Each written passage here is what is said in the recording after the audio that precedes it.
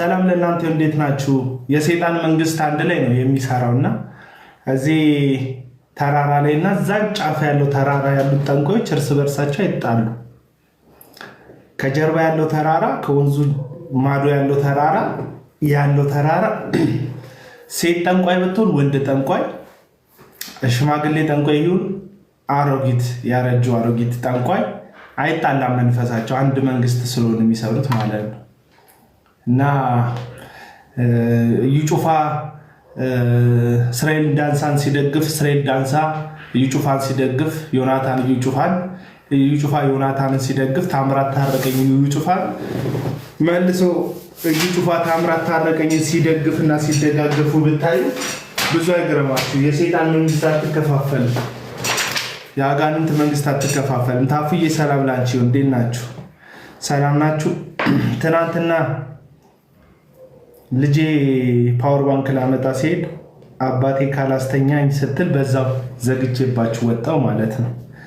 ያው ከልጅ የሚበልጥ ምን አለ? ባለፈው ፀጉሬ ተንጨብርሮ የተመለከተ አንድ ወንድም ደውሎ አረ ፀጉርክ ምናምን ፊትት እንትን ብሏል፣ ፂምህም ያለቅጥ አድጓልና ፀጉርን ካላስቆረጥኩኝ፣ አረ እባክህ መቆረጫ አለኝ ተወኝ፣ አንተ ተወኝ፣ አረ ተወኝ፣ እንደዛ መሆን ፈልጌ ነው ከቤት ወጥቼ ስለማላቅ ነው ለዛ ነው ምናምን ስለው አይሆንም ምናምን ብሎ ፀጉር መቆረጫ ላከልኝና ዛሬ ጓደኞቼ የሆነ ፀጉር ቤት ወሰዱኝ። ይህን በሚመስል ሁኔታ ውበቴን ሸፍኖ የነበረው የፂም ጭጋግ፣ ውበቴን ሸፍኖ የነበረው የፀጉር ጭጋግ ከላይ ላይ ሲገፈፍ እንደተሸለቀቀ ሸምበቆ ምንድነው እንደተሸለቀቀ በቆሎ ውበቴ ከግራም ከቀኝም ጎልቶ በመውጣቱ ሞገስ ራቀ። የእግዚአብሔር ሰዎችን ነክተ የምትሉኝ ሰዎች ሞገሱ ተመልሷል ማለት ነው። ፓስተር ሳሙኤል ጌታቸው በተመለከተ ባለፈው የሰራነው ቪዲዮ በጣም ትልቅ ውጤት አምጥቷል። በተለይ ደቡብ አፍሪካ ያሉ በጣም ብዙ ወንድሞችና እህቶች፣ አንዳንዶቹ ከዚህ በፊት በነዩ ጩፋና በዮናታ ምክንያት የሚሰድቡኝ ሰዎች ሁሉ በሳሚ ቪዲዮ ምክንያት አመስግነውኛል ማለት ነው። ያው ምስጋናቸውን ፈልጌ አይደለም። ዛሬ ከሀደሩ አንድ ወንድም ደውሎልኝ ነበር ከገጠር እና ከክፍለ ሀገር ማለት ነው። የገጠር ክፍለ ሀገር እና ደውሎ ምን አለኝ፣ አሁን ሰዎች እውነቱ እየተገለጠ ስለሆነ የተገፋበት የተተውክበት እንደ ውሸታም የተቆጠርክበት ጊዜ ያለፈ ይመስለኛል። አሁን ሰዎች አንተን ለመስማት ይፈልጋሉ ምናምን አለ። ምን አልኩት እኔ መልሼ፣ እንደው የዛሬ 10 ዓመትና 15 ዓመት በኋላ ጌታ ካልመጣ ብንኖር፣ ጌታ ቢዘገይ ባይመጣ ፍቃዱ ባይሆን እና ብንኖር፣ እንደው ማርያም አቡና የሚባል አቤል የሚባል አባት አለኝ፣ አባቴ ከእውነት ጋር የቆመ አባት ነው ብላ ከኮራችብኝ ይበቃኛል። ማንም ሰው እዚህ ጋር እውቅና ባይሰጠኝ፣ ማንም ሰው ባይቀበለኝ ራሱ ችግር የለብኝም። ማርያም የምትባል የወለድኳት ልጅ አለችኝ። የኔ አባት ከነጋዴዎች ጋር በእግዚአብሔር ስም ከሚሸቅጡበት ሰዎች ጋር እየተሰደበ እየተጠላ፣ ብዙዎች ሳይረዱት ብዙዎች ሳይቀበሉት፣ ግን አባቴ በጽናት እውነትን ለእውነት ኖሯል ካለች ተሳክቶልኛል ማለት ነው። የዛሬዋ የ2 ዓመት ከ5 ወሯ ማርያም ከተቀበለችው ይህንን እንቅስቃሴን ስኬታማ ነኝ እና ያን ያክል ነው ስኬትን ማብራራው። አንቺ ተጨምረሽ እውነት ይሄ ልጅ ጋር እውነት አለው ካልሽ በቃ በጣም ተሳክቶልኛል ማለት ነው። ኦቨር ነው ስኬት። ከ5000 ኮመንት ውስጥ 10 ሰው ያልከው ገብቶኛል ካለኝ በጣም ተሳክቶልኛል። እኔ እኮ ዓለምን ሁሉ በእኔ ሀሳብ ቁጥጥር ውስጥ የማዋል ፍላጎት ይዤ አይደለም እዚህ ሚዲያ ላይ የመጣሁት። ሁለት እህቶቼን ወንድሞቼን ኢየሱስን ገብቷቸው ኢየሱስን ተረድተው አቡና ለምንድን ነው የሚጮው? ስለነዚህ ሰዎች ደጋግሞ ለምንድን ነው የሚነግረን? ወደ ኢየሱስ ተመለሱ የሚለን ለምንድን ነው ብለው አስበው መንገዳቸውን ቀይረው የኢየሱስ ብቻ ባሪያ ከሆኑልኝ፣ የኢየሱስ ብቻ ወዳጅ ከሆኑልኝ፣ ከነዚህ አመፀኛ ሰዎች ከነዚህ ሐሰተኛ ሰዎች በአጋንንት መንፈስ ከሚሰሩ በኢየሱስ ስም ተደብቀው ከሚኖሩ ሰዎች ከተገላገሉልኝ፣ ነፃ ከወጡልኝ ስኬታማ ነኝ ማለት ነው። እና ስኬትን በዚህ ያህል ደረጃ ነው ማብራራው። አንቺ አብረሽኝ ቆመሽ አንተ አብረኝ ቆመ አይዞህ ወንድማችን እየጸለይንልህ ነው ብለሽኝ በጣም ተሳክቶልኛል እኮ ማለት ነው። ደውለሽ የደበረኝ መስሎሽ እያጽናናሽኝ እያጽናናከኝ እየመከርከኝ እንረዳሃለን ካልከኝ እንዴ ከዚህ በላይ ምን ስኬት አለ? እኔ እኮ ስኬቴን ያቀድኩት መቼ እንደሆነ ታውቃላችሁ? የዛሬ 10 ዓመት ማርያም አድጋ አባቴ ልክ ነበር ካለች የኢትዮጵያ ቤተክርስቲያንን ተመልክታ አባቴ ልክ ነበር የተናገረው ካለች እሱ ነው ለኔ ስኬቴ ነበረው። እና በጣም ነው ደስ ያለኝ። እና አንድ እህት በውስጥ በኩል የላከችልኝ የነገረችኝን ነገር አሰማቸዋለሁ። ያው ስሟን አልጠቅስም፣ ማንነቷን አልጠቅስም።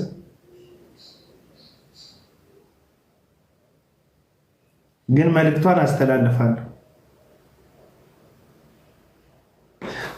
አስተላልፋለሁ ሳሚን በተመለከተ።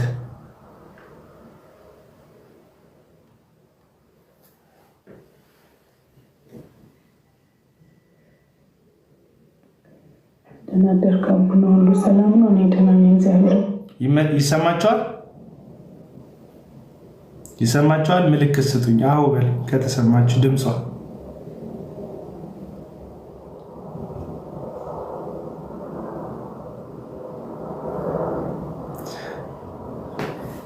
አንቺ ጥፍር ቀለም ምናምን የሚል ረጅም ስም ያለች ልጅ ተረፊ። በጣም ስለማዝንልሽ ነው ላይቬ ላይ ዝም ብዬ የምተውሽ።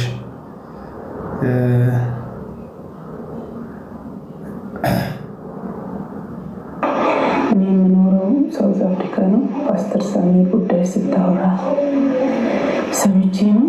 እሱ ከምኖረው እኔ ኖርዝ ዌስት ነኝ። ኖርዝ ዌስት ማለት ከሱ ወደ ቅርቡ ከተማ ነው፣ እንደው 120 ኪሎ ሜትር ነው።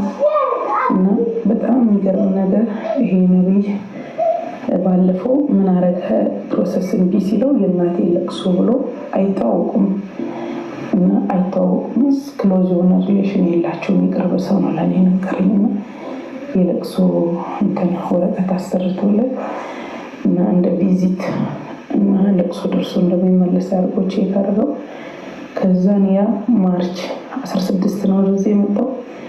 ማርች 26 ኮንፈረንስ እንደሚኖር ተመልሶ ወደ ልጁ ለለቅሶ እንደመጣና ታማኝነቱን ሊያሳይ ለኤምባሲዎች እንግዲህ በመጣ በአራተኛው ቀን ተመልሶ ሄደ። ከዛ በኋላ ደግሞ በ26 መጣ። የምን ተስኖት የሚባለው ሰው የምትናገረው ወደ ደቡብ አፍሪካ የሚገባው ቃል አምላክን ወይም ቃል እግዚአብሔርን ለማገልገል ሳይሆን ለለቅሶ እንደሚገባ ተደርጎ የውሸት ደብዳቤ ተጽፎለት ነው ወደ ሀዘን እንደመጣ ማለት ነው። ከዛ ታማኝነቱን ወይም እዛው አለመቅረቱን ለማሳየት ከ4 ቀን በኋላ ተመልሶ ወደ ኢትዮጵያ መጣ፣ ከፓስተር ሳሚ ጋር ተያይዞ ማለት ነው። 26 በመጣ ሰዓት ደግሞ እያንዳንዱን ቸርች 50 ሺህ ለኔ ሰጣችሁ ነው የምትወስዱት ብሎ ኮንፍራንስ ስሙ። ፓስተር ሳሚ የሚባል በሳውዝ አፍሪካ ያለ የፌዝ ባይብል ኢንተርናሽናል ወይም ኤፍቢአይ ቸርች መጋቢ ሆኖ በደቡብ አፍሪካ ከ18 ዓመት በላይ የኖረው ግለሰብ እያንዳንዱን አገልጋይ ሲጋብዝ ከሱ እጅ አገልጋዩን ሌላ አጥቢያ ከኤፍቢአይ ቸርች ውጪ ሌላ አጥቢያ ይህን ሰው መጠቀም እንፈልጋለን ወደዚህ ቸርች ይምጣ ሲሉት 50 ሺህ ራንድ ከአንድ ቸርች ይቀበላል። 50 ሺህ ራንድ 50 ሺህ ራንድ ይቀበላል በአንድ አገልጋይ። አገልጋዩ የሚከፈለው ሌላ ብር ነው። እሱ ግን 50 ሺህ ራንድ ከአንድ አገልጋይ ይቀበላል፣ ከአንድ ቸርች ማለት ነው። አገልጋዮች ለምሳሌ ዮናታንን አምጥቶት ወይም ደግሞ እስራኤል ዳንሳን አምጥቶት እንደሆነ በእስራኤል ዳንሳ 50 ሺህ ራንድ ተቀብሎ እስራኤል ዳንሳ ደግሞ መጥቶ የሚፈልጠውን ፈልጦ ፖስታውን ተቀብሎ የራሱን ቢዝነስ ይሰራል ማለት ነው። ቁጥር አይፈሩም ብቻ ያለችውን ሰው ለልጁ ለነቢይ መንተስኖት የምትከፍለው ሌላ ነው። ለሱ ለፓስተር ሳሚ ብቻ ማንንም ሳውዝ አፍሪካ ያለውን የክሎዝ ዘማሪያን አገልጋዮች የምታውቃቸው እዚህ ቆዩ ካል ይሄ መደበኛ ነው። እኔ አገልጋይ ያመጣል 50 ሺህ ራንድ ለሱ ይከፈላል። ለአገልጋዩ ደግሞ አገልግሎት ሲሄድ የግድ የፖስታ ብለን ትሰጠዋለን። ከዛን እያንዳንዱ አብያተ ክርስቲያን ስፔሻሊ ወንጌል አማኞች ይህን ማንኛውንም አገልጋይ ከሳሚ እጅ እንዳይወስዱ እገዳ አድርጋለች። በራሳቸው የመጡ ሁኔታ ሄደው እንትን ብለው ይመጣሉ። ጠይቀው መች ኮኔ ያደርጋሉ። እና እግዚአብሔር ይባርክ። አንተ እውነት ተቀባይነት የላትም፣ እየቆየች ግን ፍሬዋን ታፈራለች። ጥሩ ነው። እግዚአብሔር ይባርክ። በብዙ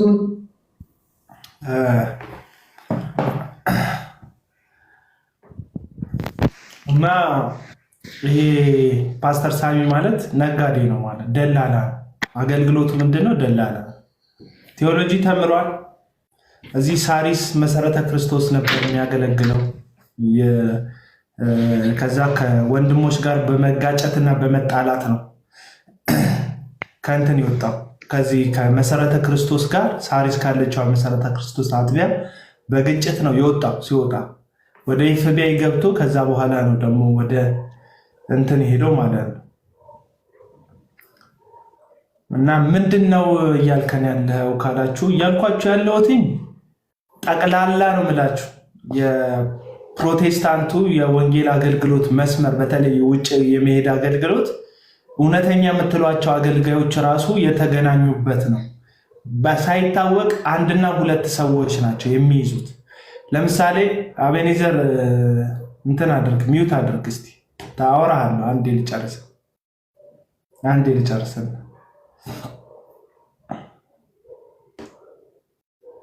አቤኔዘር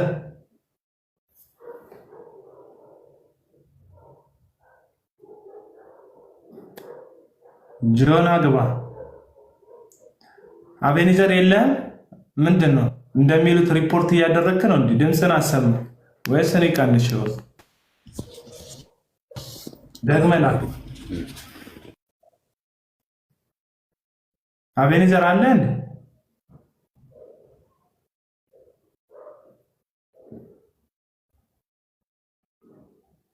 እና ታዲያ እኛ እንፈራቸዋለን እንደ የኢዩ ጩፋ ደጋፊዎችን? የኢዩ ጩፋ ደጋፊዎች እግዚአብሔርን የማይፈሩ ለእግዚአብሔር ቃል ታማኝ ያልሆኑ ከእግዚአብሔር ቃል ይልቅ የግለሰብ ቀጣይነት፣ የግለሰብ ስኬት የሚያደንቁ ሰዎች ናቸው። የግለሰብ ስኬትን የሚያመልኩ ሰዎች ናቸው የኢዩ ጩፋ ተከታዮች። የኢዩ ጩፋ ተከታዮች በእግዚአብሔር ቃል አያምኑ፣ ራሱ በእግዚአብሔር አያምኑ፣ እግዚአብሔርን አይፈሩ። የሚከተሉትና የሚያደንቁት ስኬት ነው፣ የአንድ ግለሰብ ስኬት። ስኬት ደግሞ ሲባል በክርስቶስ ኢየሱስ የተገኘ ወንጌልን ምናምን ስኬት አይደለም፣ ተጋድሎ ምናምን አይደለም። የሚያደንቁት በሐሰት ዘይት ችርቻሮ የተገኘ ሀብት፣ በሐሰት የዘይት ንግድ የተገኘ ህንፃ፣ በሐሰት የተገኘ በዘይት ንግድ የተገኘ አዳራሽ፣ በሐሰት የዘይት ንግድ የተገኘ ጥበቃ፣ ቦዲጋርድ ምናምን ነው የሚያደንቁት። እና ምድራውያን ናቸው፣ ሀሳባቸው ሰማያዊ አይደለም። ልክ እንደ ሄኖክ ተከታዮች ማለት ነው። ሄኖክ ጂፒኤስ ያለ ሄኖክ ጂፒኤስ እዛ ሰማይ የዘላለም ሕይወት ታገኛለህ ብትለው እዚህ ርቦት ምን ያደርግለታል ሰማይ የዘላለም ሕይወትን ብትነግረው ብሎ ሰማይ ያለውን የዘላለም ሕይወት አቃሎና አራክሶ ምድር ላይ ያለ የዛሬን ምሳና እራት ሲያዋድድ ሲያደናንቅ ታዩታላችሁ። ሆዳቸው አምላካቸው የሆኑ ሰዎች ባህሪያቸው እንደዚህ ነው። እና ጭራሽ የኢዩ ጩፋ ተከታዮች በፍጹም አቤኔዘር ተብዬው ብሎክ አድርጋችሁት ነው እንዴ? ምንድን ነው ጠፋ? እና ደግሞ 24 ሰዓት እየጮሁ ነው ገብተው። ሂዱና ይዋቸውማ ተሰብስበው ይጮሃሉ። ኢዩ ጩፋ ሊያጠፉት የእግዚአብሔር ሰው የተቀባ የተለቀለቀ የእግዚአብሔር ነብይ ምናምን ይላሉ። አንዳንድ ታዋቂ የሚመስሏቸውን ሁሉ ሰዎች አስገብተው ምስክርነት ያሰጣሉ። ኢዩ ጩፋ የእግዚአብሔር ሰው ነው ምናምን የሚሉ ታዋቂ ሰዎች አስገብተው ማለት። አየህ፣ ታዋቂነትና አዋቂነት ይለያያል ያልነው ለዛ። ተረጋጉ። ጌታ እንደተቀበላችሁ ምስክርነት አትስጡ። ዝም ብላችሁ ተቀመጡ። እኛም ተሸውደን አውርተን ተሸውደን 5-6 ዓመት ትንሽ ስንቆይ ነው። ለዛውም እኛ በጌታ ቤት ያደግን ሰዎች ነን። በጌታ ቤት ያደግን ሰዎች ነን ማለት እኔ በጌታ ቤት ነው ልጅነት ያደግኩት ከ12 ዓመት ጀምሮ ማለት ነው። እግዚአብሔር ቤት ውስጥ ያደግኩ ከወንድሞች አባቶችን እየሰማሁ ስብከቱንም መዝሙሩንም እየሰማሁ ያደግኩ ልጅ ነኝ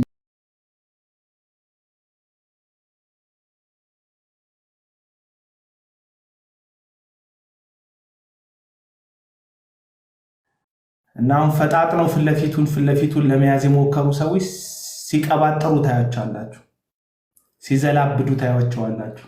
ይጩፋው እውነተኛ ነብይ እንደሆነ አምናለሁ ይላል። በምንድን ነው የምታምነው? መጽሐፍ ቅዱስ ይደግፋል። እሱ ጋር ጌታን የሚቀበሉ ሰዎች ምን ይሏቸዋል? ጌታን ሲቀበሉ እየታዩ የትኛውን ጌታ ነው የተቀበሉት? የትኛውን ጌታ? ጳውሎስ የሰበከውን ሐዋርያት የሰበኩትን መጽሐፍ ቅዱሱ ላይ ያለውን ጌታ ነው? የፈጠራ ጌታ ነው የሰበኩት?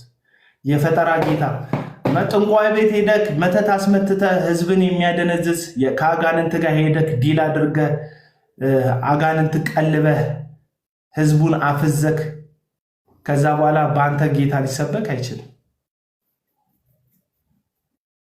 እግዚአብሔር መንፈስ ቅዱስ መንፈስ ነው። አቤኔዘር ሚውት አድርግና እንዴ የሐሳቤ ልጨርስ እና ሐሳብ ትሰጣለህ። ሚውት አድርገው። ኔትወርክ ካስቸገረ እያስተካከልክ ትገባለህ። ሚውት አድርግ። ቴንክ ዩ። እና የነሳሚን አገልግሎት እየነገርኳችሁ ሊተራሊ ድለላ ነው። ሳሙኤል ጌታቸው የኤፍቢአይ ቸርች አገልጋይ የሆነው ሰው እየሰጡ ያሉት በአጠቃላይ የፕሮቴስታንቱ በተለይ የውጭ ሀገር አገልግሎት በ5 እና በ4 ሰዎች ቁጥጥር ስር የዋለ ነው። ለምሳሌ ወደ አሜሪካ መሄድ ከፈለግ እነ ፓስተር አንፍሬ ጋር ወዳጅ መሆን ግዴታ።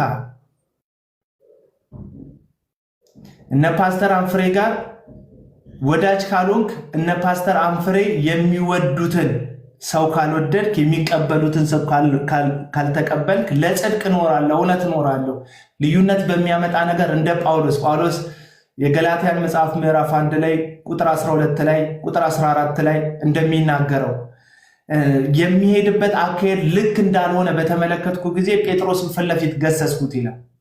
ጴጥሮስን ፍለፊት የመገሰጽ ሞራል እንዳለው እንደ ጳውሎስ አንዳንድ አገልጋዮችን ፍለፊት እገስጻለሁ ካልክ ፍለፊት እናገራለሁ እግዚአብሔር ጽድቅ እኖራለሁ ካልክ የውጭ በር ይዘጋባል። ስለዚህ በጣም ብዙ ሰዎች በጣም ብሪሊየንት ስለሆኑ በጣም ስማርት ስለሆኑ ትምህርት የጌታን ቃል በትምህርት ብቻ እየሰጡ ግን ሐሳባቸውን ማስተላለፍ ስለሚፈልጉ አይደለም ስም ጠርተው ማይናገሩት አንዳንድ ስም ቢጠሩ የውጭ እድል ይዘጋል። እኔ በጽድቅ የሚያገለግሉትን አገልጋዮች ጭምር ነው የምነግራቸው። ኮኔክሽን አለ፣ ቼን አለ። እዛ ቼን ውስጥ ውጭ ሀገር ቪዛ ሊያስመታልክ የሚችለው ሰውዬ እዚህ ጋር ሐሰተኛውን ነብይ ከወደደው መቼውንም አንተ የእውነት ሰው ነኝ ብለህ ይህንን ሐሰተኛ ሰውዬ ከነካክ ውጭ ሀገር ቪዛ የሚያሰጥቅ ሰውዬ ቪዛ እንዲከለከልክ ያደርጋል፣ እንዳታገኝ ያደርጋል። አሜሪካ የትኛውን ቸርች ሄደ እንዳታገለግል በሩን ይቆልፍብሃል። 2 ሰዎች አሉ አሜሪካ፣ በእነሱ በኩል ነው ሄደክ ቪዛ የምታገኙ። ስለዚህ እነሱ አብረውት ፎቶ የተነሱትን እነሱ መድረክ ላይ የመጣን ሰውዬ በትምህርት ዝንፈት ቢገኝ በስህተት ቢገኝ እንኳን ልትናገር አትችልም፣ መብት የለህም። ነገ አትሄድማ፣ ነገ አይጋብዙህማ፣ ነገ ድል አይኖርህማ። ጌታ ነግሮሃል፣ ዓለምን ትዞራለህ ተብለሃል። ተስፋ የምታደርገው ግን ዓለምን ስለመዞር በእነሱ በኩል ነው እንጂ በራሱ በጌታ በኩል አይደለም። ያ ነው ስህተቱ። ስጋ ለባሽን የሚደገፍ ስጋ ለባሽን ምርኩዙ የሚያደርግ የተረገመ ይሁን ይላል እግዚአብሔር ቃል ሲናገር። ከስጋ ለባሽ ላይ ዓይንን አንስቶ ከኔትወርክ ወጥቶ እግዚአብሔር በራሱ ጊዜ ያለኝ ቦታ ላይ ያደርሰኛል የነገረኝን ያደርጋል ብሎ የሚታመኑ ሰዎች በጣት የሚቆጠሩ ሰዎች ናቸው። እስካሁን ከሰፈር አልወጡ።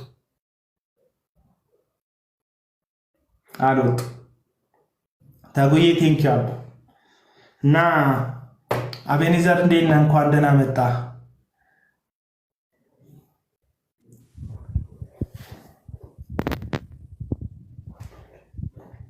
ድምፅ አይሰማም።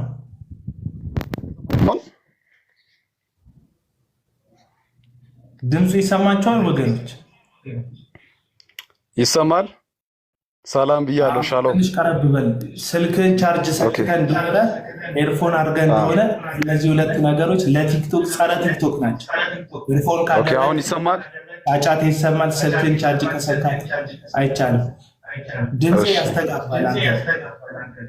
ኦኬ አሁን ይሰማል? ሌላ ሞባይል ተከፍቶ ከሆነ በአንተ ሞባይል መስማት ይችላል ሰውየው ታብታብ እያደረገ አጠገብ ያለው። ኦኬ አሁን ይሰማል? አሁን ጥሩ ነው። ኦኬ ሁላችሁንም ሰላም ብያለሁ በጌታ በኢየሱስ ስም። እንዴት ነህ? የአዲስ የወጣ ፊልም አለ አቢኒ? ለምን አልከኝ? ፖስተሩ ያምራል የለጠፍከው። አዎ ከእግዚአብሔር ሰው ነቢይ እዩ ጩፋ ጎን ነው በሚል እኮ። ለምንድን ነው ከጎኑ የምትሆኑት? ሚስቱ ሰሞኑን ከተነስ ሚስቱ የለችም እንዴ ከጎኑ? አይ አይደለም፣ አንተ በጽድቅ መንገድ ነው ማሰብ ያለብህ አቤላ። እና ሚስቱ ከጎኑ መሆኑ የጽድቅ መንገድ አይደለም እንዴ? ልክ ነው። እሱ ለእኛ መንፈሳዊ አባታችን ነው። በዚህ ሰዓት ደግሞ ከእሱ ጎን መቆም ግዴታችን ነው። መቼ ወለደ? መንፈሳዊ አባት ነው። ወንጌል በሱ በኩል ነው የሰማኸው? ጌታን ያገኘው በሱ በኩል ነው? ኖ እንደዛ ሳይሆን የእሱን ጸጋ ደግፋለሁ፣ የእሱን ጸጋ እቀበላለሁ።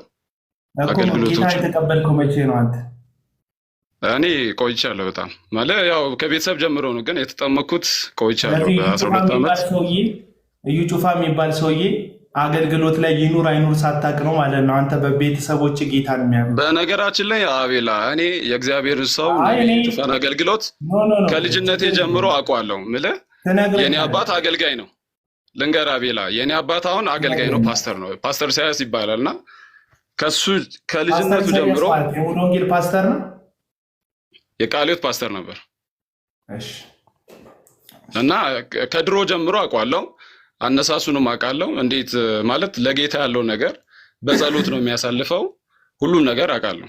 አቤላ አንተ ዋና መንፈሳዊ አባት ነው፣ ግን መንፈሳዊ አባት ነው ለመባል መግቦሃል ጌታ እንድታውቀው በደንብ በጌታ ደግሞ ወልደዋል። ምልህ እኔ እሱ የሚያወጣቸው ቃላቶች እሱ የሚናገረው ስብከት ሁሉ ህይወቴን ለውጦታል። ምልህ አንተ አሁን እሱ ቀርበህ ስላላየው አቤላ እሱ ቸርች አባል ነህ? አዎ የእሱ ቸርች አባል ነህ? የየትኛው አጥቢያ? ክራይስት አርሚ አዲስ አበባ። አዲስ አበባ ስንት ዓመት ሆነ አዲስ አበባ እሱ ቸርች አባል ከሆንክ? ከሳዲስ ጀምሮ ሳዲስ አቦ እያለ ከዛን ጊዜ ጀምሮ አገልጋይ ነህ እሱ ጋር? አዎ አገለግላለሁ። ምን በማድረግ ማይክ በመያዝ ነው ወይስ? አይ በመንፈሳዊ በቻናል ላይ እዛ ላይ ከሱ ጋር አገለግላለሁ። በቻናል ላይ ምን ኤዲተር ነኝ። አንተና እየሸነሸንክ እያከምክ እየቀጠልክ እየቆረጥክ እያበጀ ኖ አቤላ አይደለም። አሁን ምን መሰለህ፣ አሁን ሁላችንም እዚህ ላይ እስካለን ድረስ ለዋናው ዓላማችን የእግዚአብሔር መንግስት መናገር ነው። ገባ? ለህዝቡ መናገር ነው። እና እኔ ደግሞ ከማን በላይ በቅርብ አውቀዋለሁ። መጽሐፍ ቅዱስ አንድ ነገር ይናገራል። ምን ይላል መሰለህ? መንፈሳዊ አባቴ ስላልክ እሱን አርሜክ ልለፍና ከዛ ቀጥሎ እንወያያለን። ምን ጳውሎስ ብዙ ሞግዚቶች አላችሁ ይላል። የቆሮንቶስ ሰዎች በጣም ብዙ ሞግዚቶች አሏችሁ፣ እኔ ግን በወንጌል ወልጃቸዋለሁና እውነተኛ መንፈሳዊ አባታችሁ ነኝ ይላል። ወይም ደግሞ እኔ ግን በወንጌል ወልጃቸዋለሁ ይላል። ጳውሎስ ነው ይህን የሚለው። ብዙ ሞግዚቶች አሏችሁ፣ እኔ ግን በወንጌል ወልጃቸዋለሁ። ለምን? በቆሮንቶስ ውስጥ ወንጌልን የሰበከው ወንጌልን ያደረሰው ሐዋርያው ጳውሎስ ከመሆኑ የተነሳ እነዛ ሰዎች በጳውሎስ የተወለዱ እንደሆኑ መጽሐፍ ቅዱስ ይነግረናል። ቢያንስ አንድ ሰው በወንጌል ወልዶ እንደሆነ መንፈሳዊ አባቴ ብትለው ራሱን ችሎ ችግር ባይኖረውም፣ ነገር ግን ጌታን የምታውቅ ሆነ ጌታን በቤተሰቦች በኩል ልክ እንደ ጳውሎስ ልክ እንደ ጢሞቴዎስ ከአያት የተቀበልከውን ያንን መንፈስ በአያት የነበረውን ያንን መንፈስ በአንተ አይቻለሁ ብሎ ጳውሎስ እንደመሰከረለት ልክ እንደሱ በአያትህ በቅድመ አያትህ በእናትህ በኩል ያገኘከውን እምነትህን ወይም ደግሞ የተቀበልከውን የክርስቶስን ፍቅር 3 ዓመት ወይም 4 ዓመት በእንጀራ ምክንያት የተገናኘከውን ሰውዬ መንፈሳዊ አባት ብሎ መጥራት ራሱ ሎጂካልም መጽሐፍ ቅዱሳዊም አይደለም ለማለት ነው። አቤላ አይ እኔ በነገራችን ላይ የእኔ አባት ፓስተር ነው ብያለሁ። የአባቴ አባት ደግሞ አያቴ የወንጌል አርበኛ ነው፣ ወላይታ ሶዶ ላይ ማለት ነው። ዲዳና ይባላሉ። መንፈሳዊ ነገር እንደሆነ እኛ ቤት ላይ በጣም እንትን ነው የምልህ። ያን ነገር እየሰማን ያን ነገር እንትን እያለን ያደግንን ሁላችንም አለ ቤት ውስጥ እና ፕሮፌት ማለት ከልጅነት ጀምሮ ከአባቴ ጋር ራሱ ድሮ አንድ ላይ ሲያገለግሉ አውቃለሁ። ገባህ አይደል?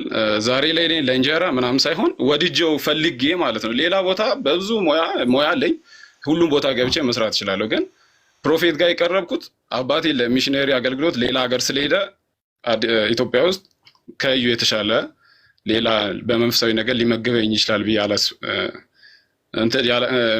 በቃ ቼክ አድርጌ ፕሮፌት ይሻለኛል ብዬ ነው ወደሱ የመጣሁት። ገብቶሃል? ለእድገቴ ለመንፈሳዊ እድገቴ ሁሉ ለመንፈሳዊ ህይወት ከሱ የተሻለ ሰው ስላጣው ነው። ምክንያቱም በቅርበት አውቀዋለሁ፣ ከልጅነቴ ጀምሮ ፕሮፌትን በደንብ አውቀዋለሁ። ዛሬ ላይ አቤላ ዘይት ምናምን ብዙ ነገር ትርኪ ምርኪ ሊነሳ ይችላል፣ ግን ፕሮፌት ሪል ማኖፍ ጋር ነው የእግዚአብሔር ሰው። ምንም ለእንጀራ ለእኔም ለአንተም እንጀራ ቢሆነንም በዚህ ሰዓት የምሬ ነው የምልህ። አንተም አሁን ሀሳብ በማንሳት ለእኔ ይኸውልህ ራሱ እንጀራ ከሆነ ራሱ የሻገተ እንጀራ ነው አይደለም? አቤላዬ ስማ፣ አቤላ እናውቀዋለን። ከገባ በጣም አንተ ከገባ እኔ በጣም እጥፍ እገባለሁ። ነው አይደለም? እንጀራ ምናምን አልካ። አዎ እንጀራ ነው፣ ግን የሻገተው እንጀራ ነው ማልበል ነው አይደለማ? የሻገተ እንጀራ እኮ አይበላም። የሆነ ነገር ቴስት ወይ በሽታ የሻገተ ከሆነ ወደ ሌላው ሀሳብ እንሂድ። ኦኬ፣ ወደ ሌላው ሀሳብ ፕሮፌት ያልከው ግለሰብ ወይም እኔ ገማች ወይም ደግሞ ጥንቆላ ውስጥ አለ ብዬ የማምነው መጽሐፍ የሚመሰክርበት ሰውዬ አሁን እዩ አቤል፣ አንተ በመጽሐፍ ቅዱስ እኮ ታጣሯለህ ፕሮፌትን። አሁን በመጽሐፍ ቅዱስ መርምሩ ይላል፣ መንፈስን መርምሩ ይላል አይደል? አቤል በመንፈስ ትመረምረዋለህ። እውነቴን ምንም በመንፈስ ምናምን መንፈሱ እኮ ቃሉ ነው። ቃሉ መንፈስም ህይወትም ነው። ስለዚህ በቃሉ ነው የምንፈትሸው፣ ሌላ መንፈስ የለም። በቃሉ መንፈስ የምንፈትሸው። ስለዚህ እንቀጥላለን። የእግዚአብሔር ሰው ብልሃል፣ ነብይ ነው ብልሃል፣ እውነተኛ ሰው ነው ብልሃል። መጽሐፍ ቅዱሳዊ ማስረጃ ትሰጠኛለህ? ከሱ ጋር የሚሄድ እሱ እንደዚህ ነው መጽሐፍ ቅዱስ እንደዚህ ይላል፣ እሱ እንደዚህ ነው መጽሐፍ ቅዱስ እንደዚህ ይላል፣ እሱ እንደዚህ ነው መጽሐፍ ቅዱስ እንደዚህ ይላል ብለህ ባይብሊካል የሆነ ማስረጃ ስለ እውነተኝነቱ ትሰጠኛለህ? እሺ፣ በመጀመሪያ ማለት ነው አቤላ ወደ ማስረጃ ገባኝ። አንተ አሁን ፕሮፌትን የእግዚአብሔር ሰው አይደለም የምትልበት ዋነኛ ምክንያት ውይይት እንድንወያይ ገባኝ። እንትኑን አውዱን ላምጣልህ ብዬ ነው አቤላ። አገባብ ቆይ አትከራከረኛ አቤኔዘር። እኔ አወያይክም ነኝ ተወያይክም ነኝ። ፍሬም አበጅተናል። አንተ የእግዚአብሔር ሰው ነው ብለሃል። ከአንተ ነው ሀሳብ ይጀምራል። ስለዚህ የእግዚአብሔር ሰው መሆኑን እኔ አሁን አልከራከርም። እሺ አሁን አንተ የእግዚአብሔር ሰው ነው ስላልከኝ በርደን ኦፍ ትሩዝ አለብህ፣ ፕሩፍ ማድረግ እውነትን ፕሩፍ የማድረግ ግዴታ አለብህ፣ ማስረጃ ማቅረብ ማለት ነው። በቃ አንተ አቤላ አንተ አውጣልኛ፣ ዝርዝሩን አውጣልኝና የእግዚአብሔር ሰው ይሄ በዚህ ምክንያት በባይብል ውስጥ ይሄ ነገር ስለሚጻረር የእግዚአብሔር ሰው አይደለም በለኝ። እኔ ደግሞ እንደዚህ ብዬ የእግዚአብሔር ሰው ነው ብዬ እነግርሃለሁ። አቤኔዘር የእግዚአብሔር ሰው ነው ለማለት አይስታንድ ዊዝ ፕሮፌት እዩ ጩፋ ብለህ ለመለጠፍ የእግዚአብሔር ሰው እንደሆነ ያረጋገጥክበትን መጽሐፍ ቅዱሳዊ የአገልጋዮችን መስፈርት አይቼበታለሁ የምትለውን ጥቀስልኝ። እኔ አይደለም የምጠቅስልህ፣ አንተ ጥቀስልኝ። እኔ ደግሞ ማልስማማበት ከሆነ አፈርሳለሁ ሐሳብህን። አንተ ጥቀስ። ያው አዲስ ኪዳን ነው ዋናው መመሪያችን። በአዲስ ኪዳን ላይ ፕሮፌትና አዲስ ኪዳን አገልጋይ የነበሩት እና ሐዋርያት እነ ጴጥሮስም እነ ጳውሎስም እነ ጢሞቴዎስም ሌሎችም እነ ዮሐንስ ምናምን ፕሮፌት ምንድነው ዋናው እውነትን ማገልገል ማለት ስለ ክርስቶስ ወንጌል መናገር፣ ስለ ሰማይ መንግስት መናገር ነው ዋና ተልኳቸው። አንደኛ ቃል ለህዝቡ ማስተማር፣ ሁለተኛ ደግሞ በአጋንንት ስርዓት ውስጥ ላሉት ነፃ ማውጣት፣ ለተጨነቁት ማጽናናት፣ ለበሽተኞች መጸለይ። ሁሉም ሐዋርያት ይህን አገልግሎት አገልግሏል። ጳውሎስ፣ ጴጥሮስ፣ ዮሐንስ እና እነ ያዕቆብ በቃ ገብቶሃል አይደል? ቪዲዮ ፕሮፌት ከነዚህ አገልግሎት ውስጥ ከመንፈስ ውጭ ሆነ ያገለገለውን አገልግሎት ንገረኝ። በቪዲዮ ነው ያ እንትኗ ታስቸግራለች። የኔ ፍሮንት ካሜራ እሺ ገብቶሃል አይደል? መጽሐፍ ቅዱሳዊ የሆነ ማስረጃ አልጠቀስክልኝም እስካሁን ድረስ ሐሳብ ነው የነገርከኝ። ገባኝ እኮ ቢኒ። አሁን እኔ እንደዚህ ጥቅስ በሐዋርያት ሥራ ላይ ወይም በማቴዎስ ላይ እንደዚህ የምጠቅስበት ቦታ የለኝም። ምክንያቱም አገልግሎታቸው ማች ነው። ገብቶሃል? 12ቱም ደቀ መዛሙርት ያገለገሉትን አገልግሎት ሪል እያገለገለ ነው። ከነዚህ መንፈስ ውጭ ያገለገለው አገልግሎት አለ የእግዚአብሔር ሰው? ገብቷችኋል? ምን እንዳወራ የእግዚአብሔር ቃል የማይደግፍ ከሆነ መጽሐፍ ቅዱስን አንዱ ቦታ ብዙ ማስረጃ አለኝ ብለሃል። ከዘርፈ ብዙ ማስረጃዎች ሁለት አንጣና ጠቀስ።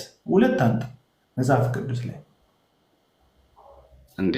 አንደኛ ይኸውልህ አቤላ፣ በዚህ ዘመን አጋንንት በጣም ራሱን ፈቶ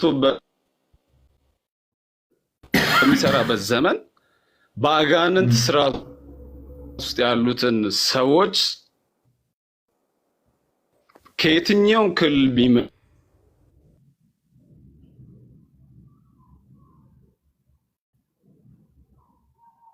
እኔ ነኝ እሱ ነው የሌለው። አንቺ ቤኪ እኔ ስገባ እኮ ጠፋ። ቤላ ጠፋ። ከባድ ነው። መንፈስሽ መንፈስሽ ኔትወርኩ ነው።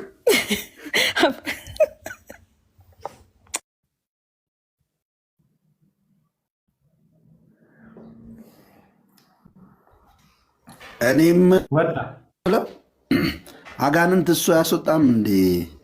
አጋንንት ማስወጣት የኔም ጥያቄ ለዛ ነበር የገባሁት። መሳቅሞት ኤዲት ነው የሚያደርገው አጋንንት።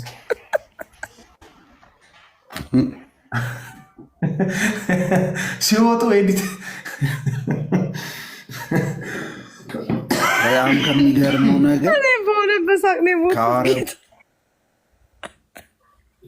ጆዬ ሶሪ ማውራት ትችላለህ? በጣም ስላሳቀኝ ነው። ጳውሎስ ጋር ማች ነው ብሏል። ደግሞ የሚገርማችሁ ጥቅስ የለም አለ እኮ ጆዬ፣ ጥቅስ የለም አለ። ታዲያ ያለ ጥቅስ ነው እንደሚንቀሳቀሰው ህዝብ ወዴት እየሄደ ነው? እግዚአብሔርን ቃሉ አጋንንት ያስወጣል እና አቤኔዘር ሁሉ በአጋንንት ያስወጣል። እኔ የምለው ግን አጋንንት ማስወጣት እንዴት ነው? ይሄ ልጅ አሁን አቤኔዘር ቢኖር ጥሩ ነበር። አቡ ይሄ ልጅ ከልጅነቴ ጀምሮ ነው እግዚአብሔር ቤት ያደግኩት እያለን ነው። አጋንንት ማስወጣት ጋሽ ነብይ ብቻ ናቸው እንደሚችሉት። እንዴት ነው ዶላ በድፍ ምንድን ደግሞ አጋንንት የለም እኮ ልጁ በቃ ጠፋ። አሁን ነበር ኢንቫይት አደረገዋለሁ ከእንትንም ወጣ ጠፋ። ውጣ ተብሎ ተደውሎለት እንዴ ራሱን ፈቶ በለቀቀበት አለ። ደግሞ አጋንንት ብዙ ሰዎች ውረድ ብሎት ነው። ስማ ከሁሉ የሚያስቀው ማለት ነው መጋቢ ነው አለ። መግቦኝ እንዴት ታዲያ አንተ ደሞዝ የሚከፍለው እሰማለሁ። አዎ ትሰማለህ። ደሞዝ የሚከፍለው እሱ ነበር እኮ ጠይቀው። ታቤላ መጋቢ ከሆነ ምንድን ነው የተመገበው?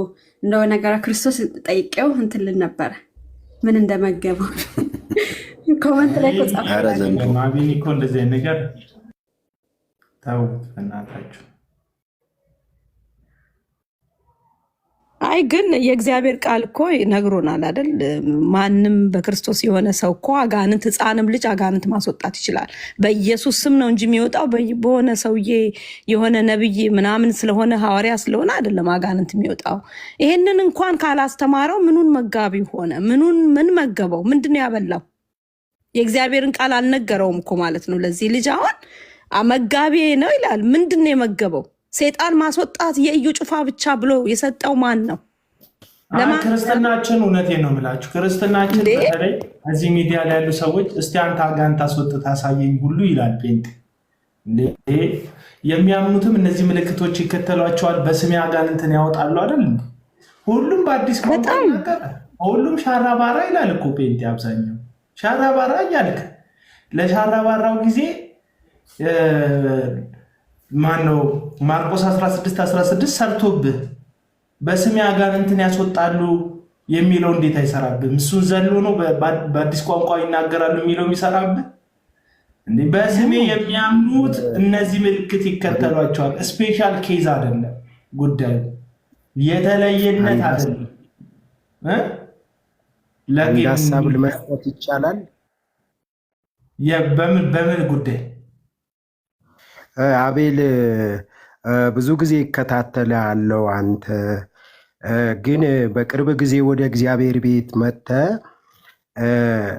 በእድሜ የበሰሉ ሰዎች ሊያወጡት የማይችሉት የእግዚአብሔር ቤት ተቆርቋሪነት እንዳትጣልኝ በጌታ እግዚአብሔር አግዟል። እንዳትጣለኝ። ቴንኪው እግዚአብሔር ይባርክ። ምን እኔ በቅርብ ጊዜ ምን ተወበናት ምን ያደርግልናል? ይቅርታ እሺ፣ ይቅርታ አድርግልኝ። በጌታ ፍቅር ይሻል። ይቅርታ አድርግልኝ። ይወዳሉ። እንዳትጣለኝ። አንደኛ ከርዕሱ ውጭ ነው። ሁለተኛ ምንም አይጠቅመንም ብንቦቃቀስም አይጠቅመንም። ለእውነት ለጽድቅ በቃ ዝም ብሎ መቆም የሁላችንም ስራ ነው እና ስፔሻል ነገር አይደለም። ወዳለሁ። ይቅርታ አድርግልኝ። ተባረክ አቡ። ቤካዬ ሰላም ብያለሁ። አቡ ሰላም ብያለሁ። አይ እኔማ አቤኔዘርን ልጠይቅ ነበረ ሮጬ የገባሁት፣ ግን አቤኔዘር ወጥቷል። አዶን ነው ማለት ምን አይነት ምግብ እንደሚመገቡ እኔ እግዚአብሔር ቤት ሄደው በእውነት አላውቅም። ይህን ኢየሱስ እንዴት እንደተረዱት ከልጅነቴ አያቴ ቅድመ አያቴ እያሉ እንዴት ነው ምንድን ነው የተማሩት? ምንድን ነው ያዩት? አባታቸው ጋር ቅድመ አያታቸው ጋር ምንድን ነው የተማሩት? ምንድን ነው የትኛው መጽሐፍ ነው? የተለየ መጽሐፍ ነው ያነበቡት? እነዚህ አሁን የሚነግሯቸው አሁን መገበኛ በላኝ አጠጣኝ የሚለው ሰውዬ ምን አይነት መጽሐፍ ቢነግረው ነው? ደሞዝ ነው ያበላው ታፊ ታጉ ጠይቁኝ ጭፋ ነኝ እያለ ነው። ታጉን አስገባልኝ እና ግባታ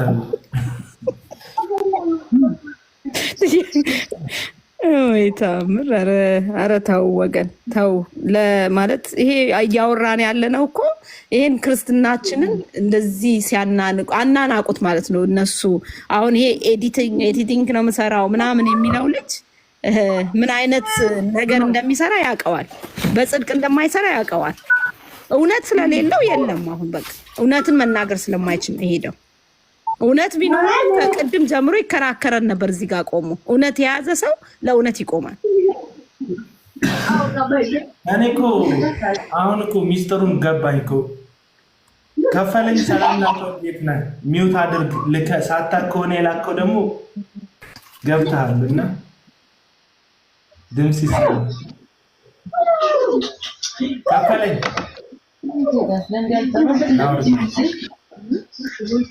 እንደገባ ማዕቀብ ይመስለኛል። አንድ እንትን ቪዲዮ ላሰማችሁ። በጣም መርዘኛ። እኔ ካሁን ቅናት ሲሉኝ፣ በነገራችን ላይ ቅናት የሚሉት ከራሳቸው አምጥተው አይደለም። እሺ ኮመንት ላይ ቀንተ ነው ምቀኝነት ነው የሚሉት። እነ ጩፋን እነ ታምራት ታረቀኝ እነ ዮናታን አክሊሉ አሏቸው። ለምሳሌ ጴጥሮስ ጳውሎስን ቢገስጸው ቀንቶበት ይመስላል። ቀደምት ሐዋርያ ስለሆነ ቀንቶበት ምናምን ይመስላል። አይደለም። ሲጀመር ጴጥሮስ እውነተኛ የእግዚአብሔር ሐዋርያ ነው፣ ግን ተገስጿል። ይልቁንም ጳውሎስ ለቀን አልተገዛንላቸውም ለትምህርታቸው ሁሉ ብሎ እስከ መጨረሻው እስከ ደም ጠብታ ድረስ እንደተዋጋቸው፣ እንደተቀናቀናቸው፣ እንደተጋፈጣቸው፣ ትምህርታቸውን በትምህርት እንዳፈረሰ፣ አንዳንዶቹን ደግሞ በማስጠንቀቂያ ቤተክርስቲያን ከነዚህ ሰዎች እንድትጠነቀቅ እንዳስጠነቀቀ መጽሐፍ ቅዱስ በስፋት ይነግረናል። እና እነዚህ ሰዎች ግን ትምህርታቸው እንዳይፈርስ፣ ልምምዳቸው ማንም ሃይባይ እንዳይኖረው ምን የሚያደርግ ነገር ይናገራሉ። ቀድሞ ማለት ነው ስለ ቅንዓት ያስተምራሉ። ከዛ የት ነው የሚያስተምሩት? ዳዊትና ሳኦል ላይ ሳኦል ቀና ዳዊት ላይ የሚል ትምህርት ያስተምራሉ። ከዛ አሳደደው ምናምን ይላል። ከዛ አዲስ ኪዳን ላይ ያመጣውና ራሱን በዳዊት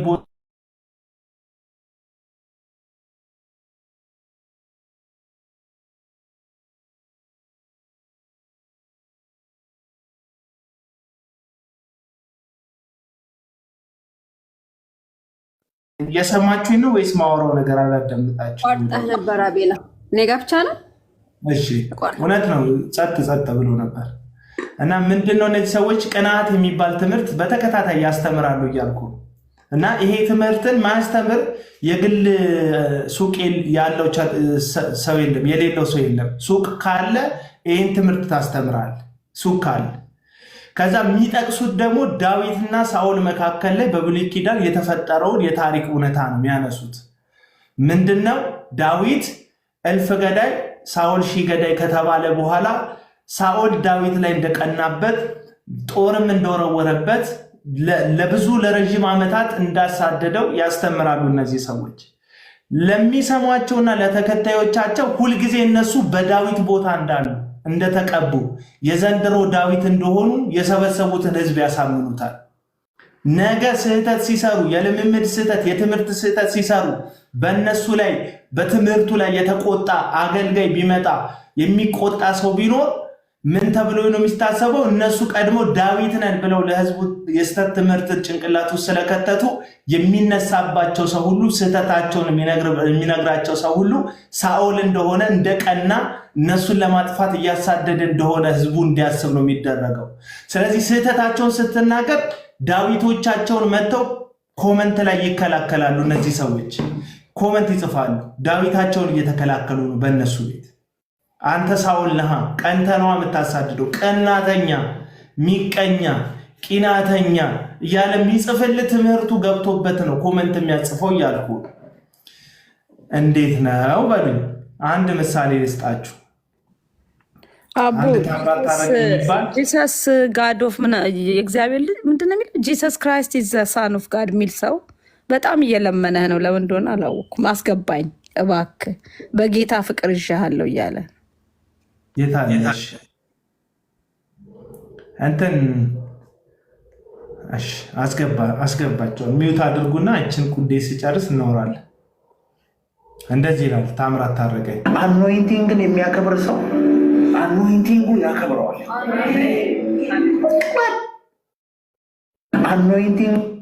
አኖይንቲንጉን የሚያከብር ሰው ቅባቱ ራሱ ያከብረዋል ይላል። እሺ የሚያከብር አኖይንቲንጉ ያከብረዋል። ቅባት የሚያከብር ሰው ወገኖቼ ቅባት ያከብረዋል።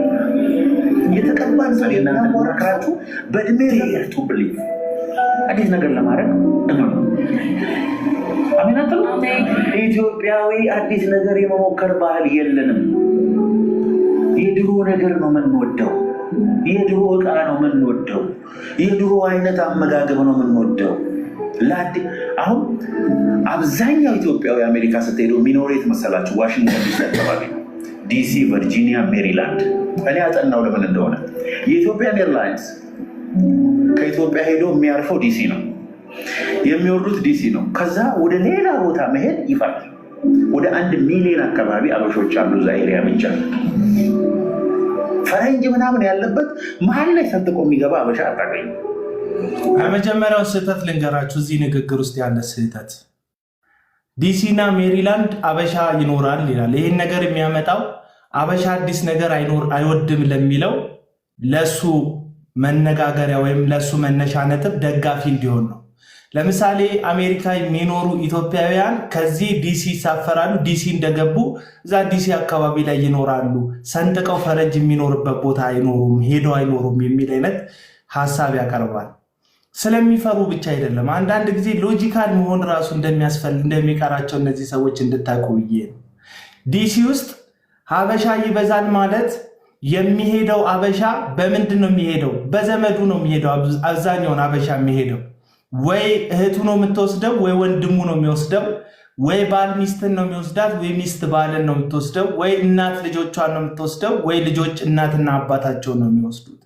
ስለዚህ ሰው ቤተሰቡ ከሆነ ወደ ውጭ ሀገር ሊያስገባው የሚችል ወደዛ ሀገር ሊያኖሩት የሚችሉት በሚያውቁት ቦታና የስራ እድል ሊያገኝ በሚችሉበት ቦታ ይሆናቸው። የዚህ ሰውዬ ችግር ብዙ አበሻ አለ ማለት አበሻ ሬስቶራንት አለ ማለት ነው። የአበሻ ሱቆች አሉ ማለት ነው። የአበሻ የንግድ ቦታ አለ ማለት ነው። አበሻ ታክሲ ባለቤቶች አሉ ማለት ነው። አበሻ ትልልቅዬ ከባድ መኪና ማሰልጠኞች መኪና ያላቸው አበሾች አሉ ማለት ነው። ስለዚህ የስራ እድል የምታገኘው ወገኖች ጋር ነው። ለመኖር የመጀመሪያው ጊዜ ላይ የምትሄደው የምትጠገው ዘመዶች ነው። ስራ የምትፈልገው ዘመዶች አቅራቢያ ሆነ ነው። ስለዚህ የስራ እድል ለማግኘት ነው አበሻ ኮሚኒቲ ፈጥሮ የሚኖረው። ደግሞ ተሰብስቦ መኖር እንደ ኮሚኒቲ የፍርሃት ውጤት አይደለም። ሁሉም ዜጋ ሁሉም ሀገር ህዝብ የሚያደርገው ነው። አበሻ ብቻ አይደለም የሚያደርገው። ስታዘን ሀዘንህን የሚጋራክ፣ ስትሞት የሚቀብርህ፣ ወይም ሰው ቢሞትብህ ሀዘንህን መጥቶ ሊያጽናናክ የሚችል ወይም እንደ ቤተክርስቲያን እንደ ቸርች አብረ ሆነ የምታመልክበት እግዚአብሔር የምታከብርበት ማህበረሰብ እንዲኖርክ እሴትህን ጠብቀ ለመኖር ራሱ አብሮ መኖር ስለሚፈልግ ነው እንደ ኮሚኒቲ አበሻ ኮሚኒቲ አለ። አበሻ ኮሚኒቲ ብቻ አይደለም፣ ናይጄሪያ ኮሚኒቲ አለ፣ ፓኪስታኒ ኮሚኒቲ አለ፣ ኢንዲያን ኮሚኒቲ አለ፣ ብዙ አይነት ኮሚኒቲ አለ። አንድ ላይ ሆነ መብትህን ለመጠየቅ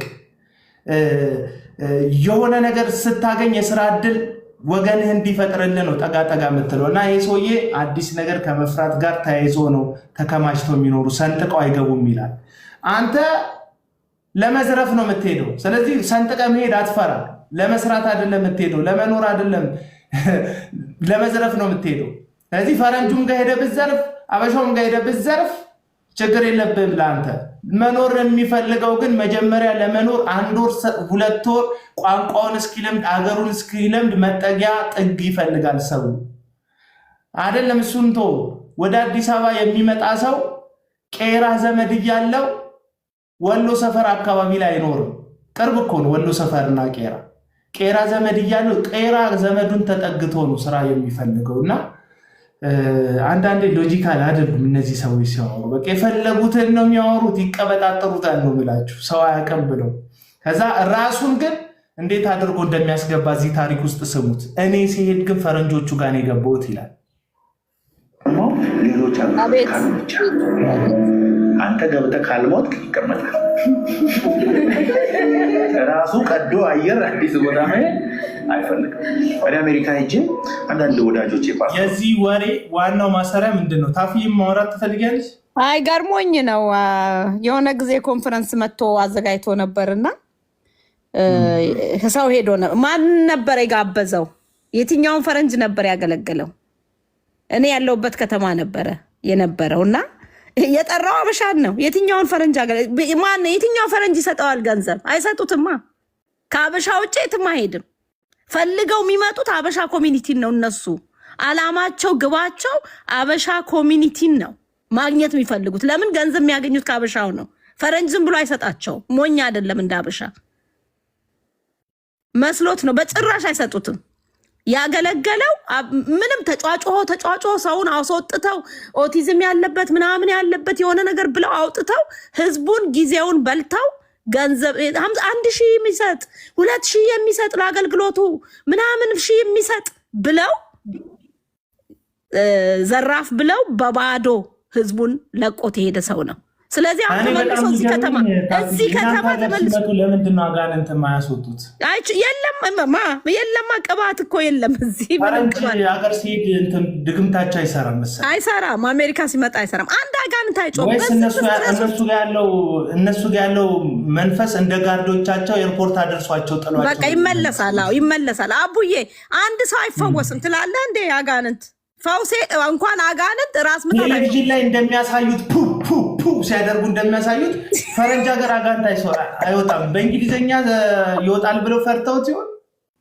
ሜቢ ብለው ፈርተውት ይሆናል። ሲጀመር ሌላ ቦታ ሄዱም። ይሄ ሰውዬ የመጣው አበሻ ኮሚኒቲ ጋር ነው የመጣው። አበሻ ኮሚኒቲን ሰብስቦ ነው ገንዘብ 1,000 የሚሰጥ ለታምራት አገልግሎት በአይንን ያየሁት እኮ አቡ። ከዛ 500 የሚሰጥ እንደዚህ። እነዚህ ሰዎች ይቀልዳሉ እንዴ ብለን እኛ አይተናቸው ወተን ሄድን ማለት ነው። ይሄንን አድርጎ ነው ተመልሶ። ግን እዚህ ከተማ አልመጣም። ሌላ ከተማ ሄዶ ሊሆን ይችላል። ምንድነው መሰለች ልናገር የፈለግኩት፣ አንደኛ የሚያወሩት ነገር ዝም ብሎ ተጨባጭ ያልሆነ ነገር ነው የሚያወራው። ከዛ ደግሞ የወሬ ዋና ሀሳብ ራሱን ሰው ለሰዎች መስበክ ነው የወሬ ዋና ሀሳብ። አሁን እኔ እሱን ነው መያዝ የምፈልገው። ይህንን መጽሐፍ ቅዱስ ሲናገር በተለይ የቆሮንቶስ መልእክት ጳውሎስ ሲጽፍ ኢየሱስ ክርስቶስ ጌታ እንደሆነ እንጂ ሌላ ላላውቅ ነው ወደ እናንተ የመጣሁት ይላል። ከዛስ ከወንጌል በቀር ራሳችንን ኢየሱስ ክርስቶስ ጌታ እንደሆነ እንጂ ራሳችንን ቀላቅለን ምን አላልናችሁም፣ አልሰበክናችሁም። ኢየሱስ ጌታ እንደሆነ ብቻ መስበክና ራስን ቀላቅሎ መስበክ የተለያየ ነው ወገኖች። በንግግር መሃል የተፈጠረብህን ነገር እንግዳ ወይም ምሳሌ አድርጎ ማስገባት ራሱን የቻለ ቢሆንም እነዚህ ሰዎች ግን ከምሳሌ የበለጠ ራሳቸውን በሰው ልብ ውስጥ ከኢየሱስ ጋር ቀላቅሎ ሰብኮ የማስገባት እቅድ ነው ያላቸው። ስለዚህ በንግግሮቻቸው ሁሉ እነሱ መንፈስ ቅዱስን ከህዝብ የበለጠ እንዴት እንደሚፈልጉ እነሱ እንዴት እግዚአብሔርን በጣም በትጋትና በመፈለግ እግዚአብሔር እነሱ ጋር እንደተገኘ እንደው አንድ አገልጋይ በልጅነቴ የማረሳው 2 ሜትር እና 3 ሜትር ቆፍሬ ጉድጓድ ጸልዬ ነው ዛሬ የምትገለገሉበትን ጸጋ የተቀበልኩት ሲል ሰማሁት። እና የዛን ጊዜ ደግሞ ስለ ጸጋ በልጅነቴ የእግዚአብሔርን ጸጋ ስፈልግም ስለነበር ስለ ጸጋ ስጦታ አነብ ስለነበረ ይሄ ሰውዬ ሰርቶ እንጂ እግዚአብሔር በነፃ አይደለም የሰጠው። ስለዚህ ይሄ ጸጋ የእግዚአብሔር ጸጋ አይደለም አልኩኝ። በልጅነቴ ነው የምላችሁ፣ ወደ ሱስ ወደ ጨለማ ከመግባቴ ወደ ዓለም ከመግባቴ በፊት አንድ ሰው 3 ሜትር ጉድጓድ ቆፍሎ ይሄንን ጸጋ ተቀበልኩ ብሎ ካስተማረ ከወንጌላዊ እምነት ወጥቷል። አንድ ሰው መጽሐፍ ቅዱስ ቀድጄ ሁሉ በልቻለሁ እያለ በጣም መጽሐፍ ቅዱስ ቀዶ በመብላቱ ምክንያት ይሄኛው ጸጋ እግዚአብሔር ጥማቱን አይቶ ምናምን እንደሰጠው እየነገረ ከሆነ ከወንጌላውያን ትምህርት ወጥቷል። ኖ መጽሐፍ ቅዱስ እግዚአብሔር ጸጋ እግዚአብሔር መንፈስ ቅዱስ ጸጋ እንደሚወደው ለእያንዳንዱ ይሰጠዋል ነው የሚለው። እንደሚወደው መንፈስ ቅዱስ ነው የሚሰጠው። በጉባኤ መካከል መንፈስ ቅዱስ እንደሚወድ ይሰጠዋል። ለአንዱ በልሳን መናገር ለሌላው በልሳን መተርጎም ይሰጠዋል። ለአንዱ የእውቀት ቃል ይሰጠዋል፣ ለአንዱ የጥበብን ቃል ይሰጠዋል እንጂ አንተ እንደወደድክ ሁሉ አይደለም የሚሰጠው። አዎ እግዚአብሔር ስትጠይቀው አይሰጥህም የሚል ትምህርት አይደለም እያስተማርኩ ያለው። አዎ እግዚአብሔር ሲጠየቅ ይሰጠዋል። ይሄንን በብርቱ ፈልጉ ስለሚል በመፈለግ እግዚአብሔር ይሰጣል። ግን ጸጋ የነፃ ስጦታ ውጤት ነው እንጂ የኛ የመፍጨርጨር ውጤት አይደለም። አለበለዚያ በስራዬ ነው ያገኘሁት እያልክ ነው። በስራ ካገኘው ደግሞ ጸጋ መሆኑ ይቀርና ደሞዝ ይሆናል። ደሞዝ ከሆነ ደግሞ ታስከፍለናል። እነ እዩ ጩፋ ደሞዝ ስለሆነ ነው ጸጋቸው። በነገራችን ላይ ተፍጨርጨረው እዛ የወላይታ ተራራ ላይ ደግሞ የሲዳማ ሐዋሳ ተራራ ላይ ምናምን ወጥተው ጾም ጸሎት እየጸለዩ እንዳገኙት ነው የሚነግሩ ያንን ጸጋ ማለት ነው። ስለዚህ ጸጋ አፍግቷቸዋል፣ ጸጋ አሰርቷቸዋል፣ ጸጋ አጥሯቸዋል፣ ጸጋ የሆነ ነገር አድርጓቸዋል። ስለዚህ ዋጋ ከፍለውበት ስለሆነ ያንን ጉዳይ የተቀበሉት እንደ ፒኤችዲ እንደ ዲግሪ ማለት ነው። አንድ ሰው 4 ዓመት 5 ዓመት ዲግሪ ተምሮ ሲመጣ ደሞዝ ካልከፈላችሁኝ አልቀጠርም የሚለው ጊዜን፣ እድሜን፣ አይኔን፣ አይምሮዬን ሁሉ ነገሬን ሰጥቼ ገንዘቤን ኢንቨስት አድርጌ ነው ይህን እውቀት ያገኘሁት፣ ይህን ተሞክሮ ያገኘሁት። ስለዚህ ለዚህ ድርጅት በዚህ ገንዘብ ነው ይህንን ተሞክሮና እውቀቴን የሚሸጠው ብሎ ነው የሚሸጠው አይደል? እውቀትህን እኮ ነው የሚሸጠው። ስትቀጠር አንተ እውቀትህን ትሸጣለህ፣ ድርጅቱ በአንተ እውቀት ገንዘብ ሜክ ያደርጋል። አለቀ በቃ። ይሄ ነው የመቀጣጠር ጉዳይ። አንተ እውቀትህን ጉልበትህን ትሸጣለህ፣ ድርጅቱ የጉልበትህን ዋጋ የእውቀትህን ዋጋ ይሰጣል። ጸጋ ግን እንደሱ አይደለም ወዳጆች። ለማይገባን የመዳን ጸጋ እግዚአብሔር ሰጠን። ለማይገባን ጸጋው ለማይገባን አይደለም ጸጋ ህይወት ለማይገባን ልጅነት ለማይገባን እግዚአብሔር በነፃ ሰጠን። በነፃ ሰጠን ነው ማለት እንዲሁ በነፃ መዳን በነፃ ነው። የእግዚአብሔር ልጅ መሆን በነፃ ነው። የዩ ጩፋ ዘይት ግን በገንዘብ ፈውስ በነፃ ነው። ተአምራት በነፃ ነው። ከሞት መነሳት በነፃ ነው። ከዚህኛው ዓለም ያለፈውን የእግዚአብሔር ዓለም ውስጥ ሕያው ሆኖ መኖር በነፃ ነው። ያለ አንዳች ክፍያ ነው። የእነዚህ ሰዎች ስጦታ ግን በነፃ አይደለም፣ ትከፍላለህ። በቲሸርት ተብለህ ትከፍላለህ፣ በጨው ተብለህ ትከፍላለህ። ነፃ አውጡ ከእነዚህ ሰዎች። የጸጋ ወንጌል አስተማሪዎች አይደሉም።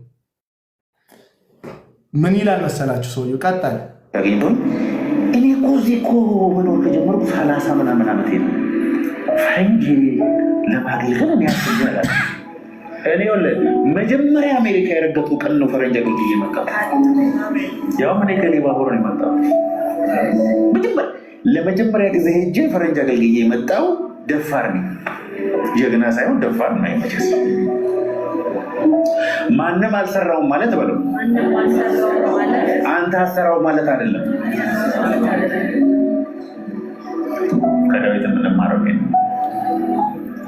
ከዳዊት የምንማረው ይሄንን ነው ይላል። ዳዊትን ነው የሚነግራቸው። ከዛ ከዳዊት ቀላቅሎ የሚነግራቸው ራሱን ነው። ስሙት፣ ቀጥሎ ምንድነው አላቸው? ይኸው ጎልያድ አይናይ እና ታዲያ እሱን እንዴት ማን ይጋጥማል? አንተ ችሎታውን ምን አታይ ሲሉ ወንድሞቹ እኮ አንተ ልብ ክፋት ምናምን ሲሉት ላጥ ብሎ ወንድሞቹ ሄደ። ከነሱ ጋር ክርክር ጊዜ አልፈልግም። ቆይ ያለና ናና እስኪ አንተ ይህን ሰውዬ በገላው ምን ያደርጉልኛል? ገሎታል ማለት ነው። እንዴት ሳይጋጠም መጽሐፍ ቅዱስ ላይ ዳዊት ይህን ሰውዬ በገላው ምን ያደርጉልኛል አላለ። በገላው ዳዊት ለስጦታው ብሎ አልገደለም። መጀመሪያም አዋጅ ታውጆ ነበር። ጎልያድን 40 ቀንና 40 ሌሊት እየወጣ እስራኤል ወታደሮች ላይ የእስራኤል ሰራዊት ላይ ሲፎክር የሚገጥመኝ ብሎ ሲፎክር ምን ብሎ አዋጅ አወጀ? ሳኦል ይህንን ሰው ከእስራኤል መካከል የገጠመው ያሸነፈው ቢኖር ቤተሰቦቹን ከዕዳ ከግብር ነፃ አወጣቸዋለሁ፣ ይህንን ስጦታ ሰጣቸዋለሁ ብሎ ንጉሥ ቃል ገብቶ ነበር። ይህንን ቃል ራሱ ዳዊት አልሰማ አይደል? ሰምቷ እንዲ አልሰማ። ከዛ ወደ ሰልፉ ምግብ ይዞ ሲሄድ ግርግሩን ሲሰማ ጠጋ ብሎ ምንድን ነው ብሎ ሲጠይቁት ስለ ጎልያድ ነገሩት። ስለ ጎልያድ ነው እንጂ የነገሩት። ከዛስ ምን ይሰጠዋል አለ። ስለ ጎልያድ ነገሩት። ይሄንን ሰው ያሸነፈ እንደዚህ ስጦታ ይሰጠዋል ብለው ጨምረው ነገሩት። ዳዊት ሄዶ ጠየቀ። እኔ ገጥመዋለሁ አለ። እሺ ያወራል ሰው ከዳዊት የምንማረው አንዱ ትምህርት ከኔ ጋር ናቸው። ዳዊትን ዛሬ የበለጠ ለወደው ሌላው ከዳዊት የምንማረው ሌላው ህዝብ ሁሉ ከሚያስበው ከቦክስ ውጪ ማሰብ ቲንኪንግ አውትሳይድ ዘ ቦክስ በጣም አደገኛው ነገር እሱ ነው። ለምንድን ነው ሳኦል በዳዊት ላይ ቀረ? ጎልያድን ስለገደለ አይደለም። ጎልያድንማ እንዲገድልለት ይፈልጋል። ጎልያድን ከገደለ በኋላ ግን ያገኘው ዝና አላስደሰተው። ስሙ፣ ቅናት እያሉ ኮመንት ላይ የሚጽፉት ለዚህ ነው። ስለ ቅናት እነዚህ ሰዎች ስለሚያስተምሯቸው። እኚህ ሰዎች ወንጌል አይደለም የሚያስተምሯቸው፣ ቅናት ምናምን የተቀባ ሰው ላይ የሚቀኑ ሰዎች ምናምን እያሉ የሚያስተምሯቸው። ለምን ካልክ በዳዊት ዝና ስለቀና ነው አለ። ከዛስ እኔ ይሄንን ትምህርት ማስተማሩ ራሱን ችሎ አይደለም ችግሩ እኮ።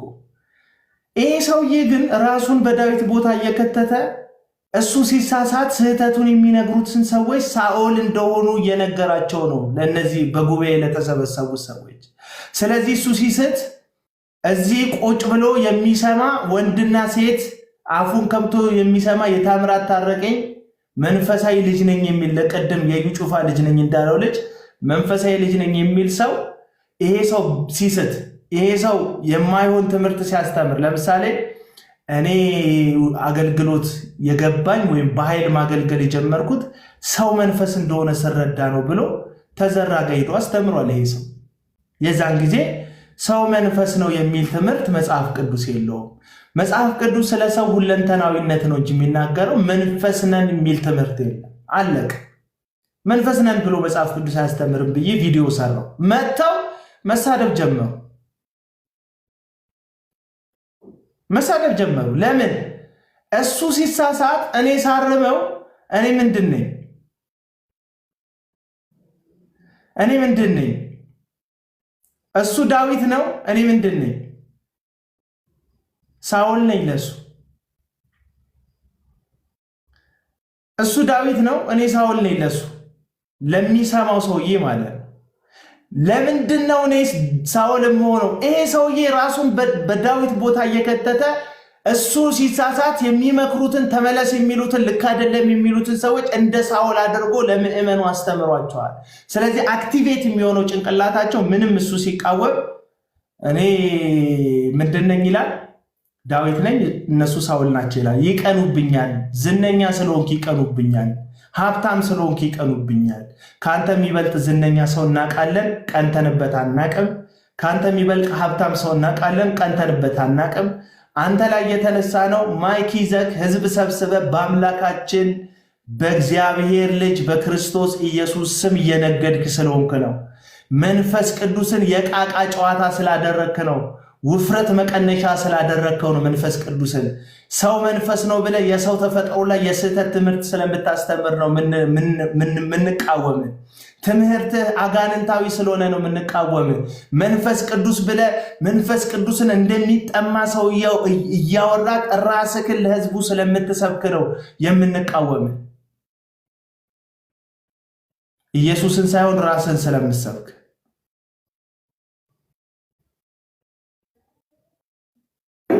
በህዝብ ዘንድ ያለው ተቀባይነት አላስደሰተው። ይሄ መንፈስ አገልጋዮች ሁሉ ጋር እንደሚሰራ ታውቃላችሁ። እነሱ እውቅና የሰጡት ሰው በስተቀር ሌላ ሰው እነሱ የሚፈልጉትን ከሰራ ያ ሰው ማንም ሰው አገልግሎትን እንዳይቀበል የሚሰሩ ሰዎች አሉ። እውነተኛ የእግዚአብሔር ቃል የሚመስል እያስተማሩ ወደ እግዚአብሔር የጸለየው መስለው ወደ ሰው እየጸለዩ እነሱ ቤንች ማርክ የነሱ አገልግሎት የንጽህና አገልግሎት የነሱ አገልግሎት ብቸኛ እውነተኛ አገልግሎት ከነሱ ጋር ወዳጅ የሆኑ ሰዎች እውነተኞች የነሱ ጉዳይ የማያስፈጽሙ ሐሰተኞች አድርገው እዚህ ከተማ ላይ የሚሰሩ ሰዎች አሉ። እነሱ ሰዎች አይናችን እያየ እየደረቁ እየጠፉ ነው የሚሄዱት። ለምን መሰለህ? የሰው ጭብጨባ ነው የምታገኘው። እግዚአብሔር ግሬሱን ካንተ ላይ አለ።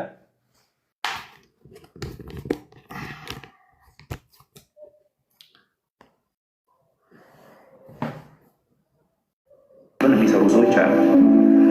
እውነተኛ የእግዚአብሔር ቃል የሚመስል እያስተማሩ ወደ እግዚአብሔር የጸለየው መስለው ወደ ሰው እየጸለዩ እነሱ ቤንች ማርክ የነሱ አገልግሎት የንጽህና አገልግሎት የነሱ አገልግሎት ብቸኛ እውነተኛ አገልግሎት ከነሱ ጋር ወዳጅ የሆኑ ሰዎች እውነተኞች የነሱን ጉዳይ የማያስፈጽሙ ሐሰተኞች አድርገው እዚህ ከተማ ላይ የሚሰሩ ሰዎች አሉ። እነሱ ሰዎች አይናችን እያየ እየደረቁ እየጠፉ ነው የሚሄዱት። ለምን መሰለህ? የሰው ጭብጨባ ነው የምታገኘው። እግዚአብሔር ግሬሱን ካንተ ላይ ያነሳል።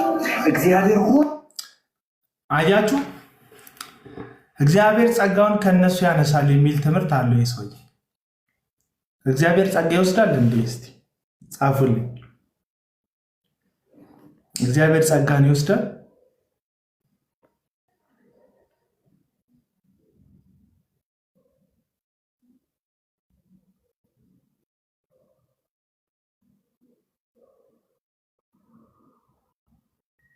ጊዜ ከእውነት ጋር ብቻ ነው የሚቆመው። ጊዜያዊ ጭብጨባ ለማግኘት እግዚአብሔር ጸጋን ይወስዳል። እግዚአብሔር ጸጋን ይወስዳል ከሰዎች ላይ።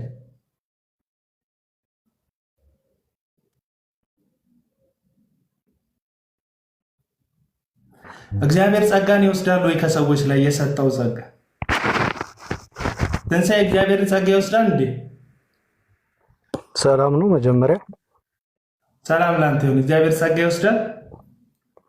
አይ ስለሱ ሳይሆን ላወራ የመጣሁት ቅድም የጠቀስከው ጥቅስ ላይ ነው። እግዚአብሔር ጸጋን ይወስዳል ወይ? መጀመሪያ አንዴ እየሰማኸኝ ነው? የጻፍኩትን አንብበዋላ? አንብቤዋለሁ። እግዚአብሔር ጸጋን ይወስዳል። ቀጥሎ እናወራለን እኮ ስለሱ ቀጥሎ እናወራለን። መጀመሪያ ስለወራው ነገር እናወራለን። እግዚአብሔር ጸጋን ይወስዳል ወይ? እኔ ነኝ የቤቱ ለአባቴ ገብቶኛል፣ ግን እኔ ጻፍኩልን አንብበዋላ አይደለ? ታምራት ታረቀኝ ልጅ ነህ? እኔ ክርስቶስ ልጅ ነኝ ወንድሜ። የት ቸርች ነው ታመልክ? ሙሉ ወንጌል። ሙሉ ወንጌል አይደለም አንተ፣ ውሸትህን አታሽ። አየህ እንግዲህ ይሄ ነው እኮ ችግርህ እኮ። አሁን ለእኔ አንተ አትነግረኝም ስለኔ፣ ግን ብራዘር መሰለህ። አንዴ ቆይ ስሚኝ፣ ያራዳ ልጅ አንዴ ስሚኝ፣ ማውራውን አንዴ አስወሪኝ።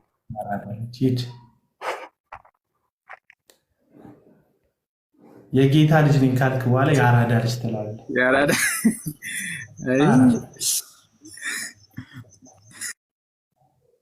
አኖይ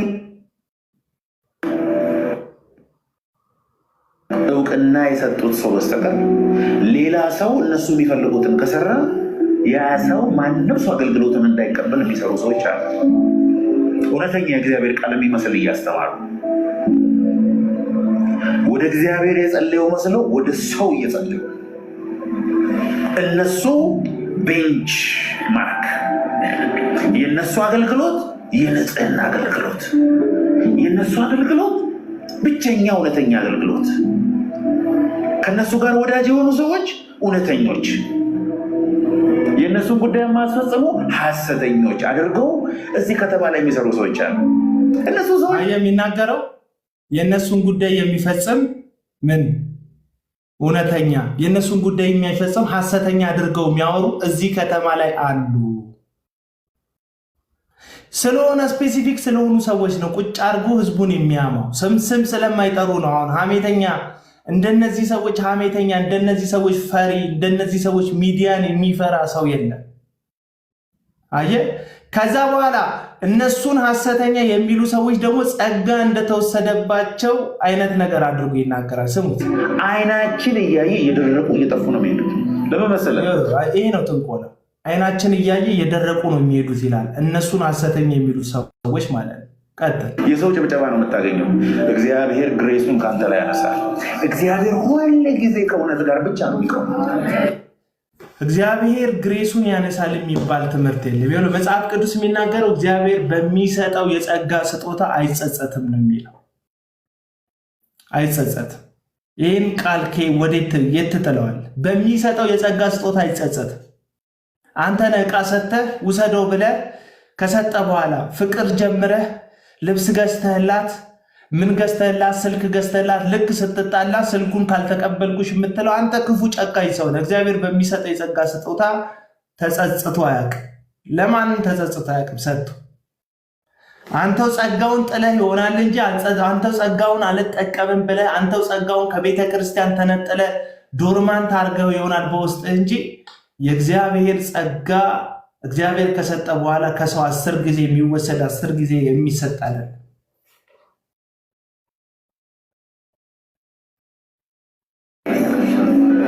ጊዜያዊ ጭብጨባ ለማግኘት ብለህ የእግዚአብሔር ጸጋ ከአንተ ላይ እንዳይነሳ መጠንቀቅ አለብህ። you have to think outside the box። እና ሳኦል እልፍ ገደለ ሲባል በቃ በጣም ስፒሪት ገባበት። አይገርም? እኔ በቀናት አገልግሎታቸውን ያጡ ብዙ ሰዎች አውቃሉ። እግዚአብሔር ይጠቀምባቸው የነበሩ ትላልቅ ድንቅ ነገር ፈውስ በእጃቸው የሆኑ የነበሩ መሳደብ፣ መቅናት፣ እንትናን መራገም ሲጀምሩ አይናችን እያየ የደረቁ ሰዎች አውቃለሁ።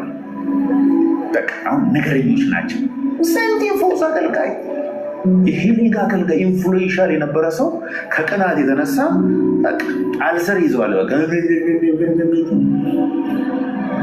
እና ምን አደረገ? በጦር ከግድግዳ ጋር ሊያጣበቀው። ዳዊት ግን ምን እንዳደረገ ልንገራቸው።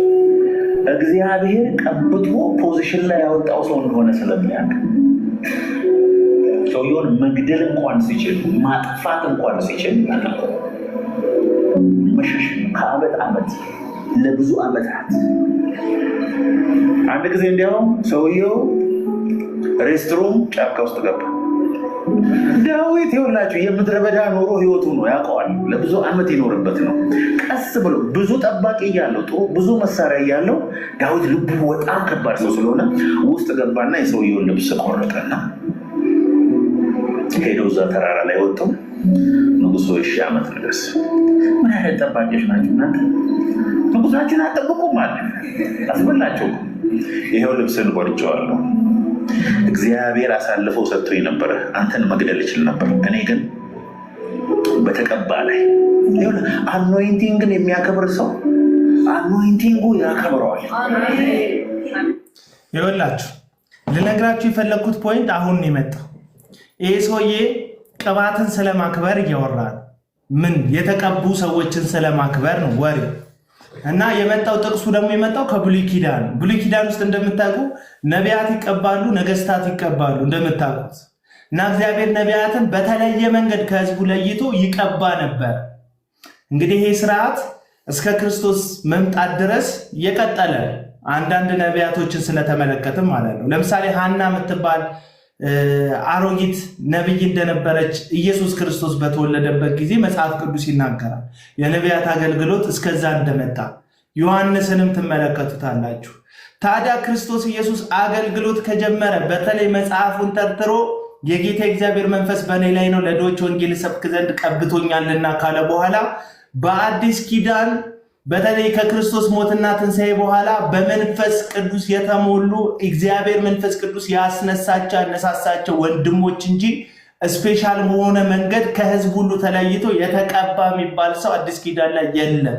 ለምን ስትሉ ጠቅላይ ተቀቢው ጠቅላይ ቅባቱን የያዘ አንድ ቅቡ አንድ መሲህ ክርስቶስ ኢየሱስ ስለመጣ አንድ ክርስቶስ ኢየሱስ ስለተገለጠ እሱ መሲህ ስለሆነ እሱ የተቀባ ስለሆነ መጽሐፍ ቅዱስ ይናገር። ለዚህ ነው የሐዋርያት ሥራ ምዕራፍ 10 ላይ ቁጥር 38 ላይ እግዚአብሔር የናዝሬቱ ኢየሱስ ክርስቶስን በመንፈስ ቅዱስና በኃይል ቀባው ይላል። ብሉይ ኪዳን ላይ ሄዱና ስለተቀባ ሰው ያወሩልናል። ዳዊት ቅባትን ስለሚያከብር ቅባቱ አከበረው ይሉናል። ምን እያሉን ነው? እኛ ዳዊቶች ነን፣ እኛ የተቀባንን፣ እኛን ስታከብሩ ነው እናንተ ላይ ቅባት የሚሰራው፣ እኛን ስታከብሩ ነው ቅባቱ እናንተ ላይ ኦፕሬት የሚያደርገው እያሉ ነው። ምክንያቱም እነዚህ ሰዎች ከህዝብ መካከል በተለየ መንገድ ቅቡ እንደሆኑ ነው የሚናገሩት። አንድ ሰው ተቀብቻለሁ ወይም የሆነ አካል ተቀብቷል ሲል ክርስቶስ ሆኗል እያለ ነው። ይሄ ነው አዲስ ኪዳን ቋንቋ። ተቀብቻለሁ ብሎ ታሪክ የለም አዲስ ኪዳን ላይ። ሁላችንም ከቅዱሱ ቅባት ተካፋይ ነን። እሱም ደግሞ መንፈስ ቅዱስ ነው። መጽሐፍ ቅዱስ የሚለው ይሄ ነው። ከቅዱሱ ቅባት ተካፍለናል። አዎ ማንን? መንፈስ ቅዱስን። በክርስቶስ ኢየሱስ ስታምኑ የልጅነትን መንፈስ ስትቀበሉ ይህን ምን ተካፍላችኋል? ከቅዱሱ ቅባት ተካፍላችኋል። ይሄ ቅባት መንፈስ ቅዱስ ይባላል። ግን እንደ ብሉይ ኪዳን ዳዊት የሚባል በቤተልሔም የኖረ አንድ ልጅ ከወንድሞቹ በተለየ መንገድ ቅባት ፈሰሰበት የተቀባ ነው ዳዊት እንደምትለው እከሌ የተቀባ ነው በአዲስ ኪዳን ማለት አትችልም። ለዚህ ነው ስብከታቸው ለስላሳ ነው። ስብከታቸው ለስላሳ ነው። ሊቀ ካህኑ ነው የተቀባው ሊቀ ካህኑ ነው። እኛ ካህናት ነን። ሊቀ ካህኑ ኢየሱስ ነው። አሁንም ቢሆን ቅባት ካልክ በየትኛውም መንገድ ኢየሱስ ጋር ነው እንጂ እኛ ጋር አይመጣም። ከቅዱሱ ቅባት ግን ተካፍለናል። እሱ መንፈስ ቅዱስ ነው። አለቀ። በብሉይ ኪዳን ያሉ ሰዎች ግን ስፔሻል በሆነ መንገድ ከህዝብ መካከል እግዚአብሔር ለይቶ ኤልሳን ነቢይ እንዳደረገው ከዛ በኋላ ኢዩን ደግሞ ንጉስ እንዳደረገው እግዚአብሔር ለምልክት እንዲሆን በቀንድ ያፈስባቸው ነበር ላያቸው ላይ ንግስናንም ክህነትም ነቢይነትንም በአደባባይ በህዝብ ፊት ወይም እግዚአብሔር በስውር ይቀባቸው ነበር። አሁን ግን አዲስ ጉዳይ አይደለም። እንደዚህ አይነት የሚባል ነገር የለም። የተቀባ የሚባል ታምራት፣ የተቀባ የሚባል እዩ ጩፋ የለም። አንድ የተቀባለን እሱም ኢየሱስ ይባላል። ለዚህ ነው ክርስቶስ ማለት የተቀባ ማለት ነው። ክርስቶስ ማለት ምን? መሲህ አይደል? ኢየሱስ ክርስቶስ ማለት የተቀባ መሲህ፣ የተቀባ ጌታ ማለት ነው። መሲሁ ነው የተቀባው። አንድ መሲህ ነው የተቀባው እና ክርስቶሳችን የተቀባ ነው። በእግዚአብሔር የተመረጠ ነው። ለምን? ለንግስና። በማን ዙፋን ላይ እንዲነግስ? በአባቱ በዳዊት ዙፋን ላይ እንዲነግስ። ምክንያቱም ለዳዊት የገባለት ኪዳን ስለነበረ ከቤት ምን አይጠፋም ንጉሥ አይጠፋም ብሎታል። ስለዚህ ይህንን ኪዳን እግዚአብሔር ከዳዊት ዘር በተወለደው በክርስቶስ ኢየሱስ በኩል ለዘላለም ንግስናን ለኢየሱስ ስለሰጠው ንግስናውን ስላጸናለት አለቀ። ከዚህ በላይ ነገር ይህ ሰውዬ ግን 10 ጊዜ ስለ ቅባት ይነግራቸዋል። የሰበሰባቸው ሰዎች ይቅርታ ማስቀመጬ ግራ የገባው ስለሆነ ነው 10 ጊዜ ደፍደፍ የሚለው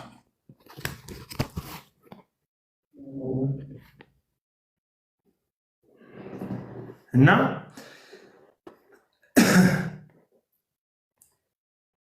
የስ ክርስቶስ ማለት የተቀባ ማለት ነው። የስተጉ እና በቃ የትምህርቱ ዋና ማዕዘን እኛ የተቀባነን ዳዊት የተቀባው ማን ላይ?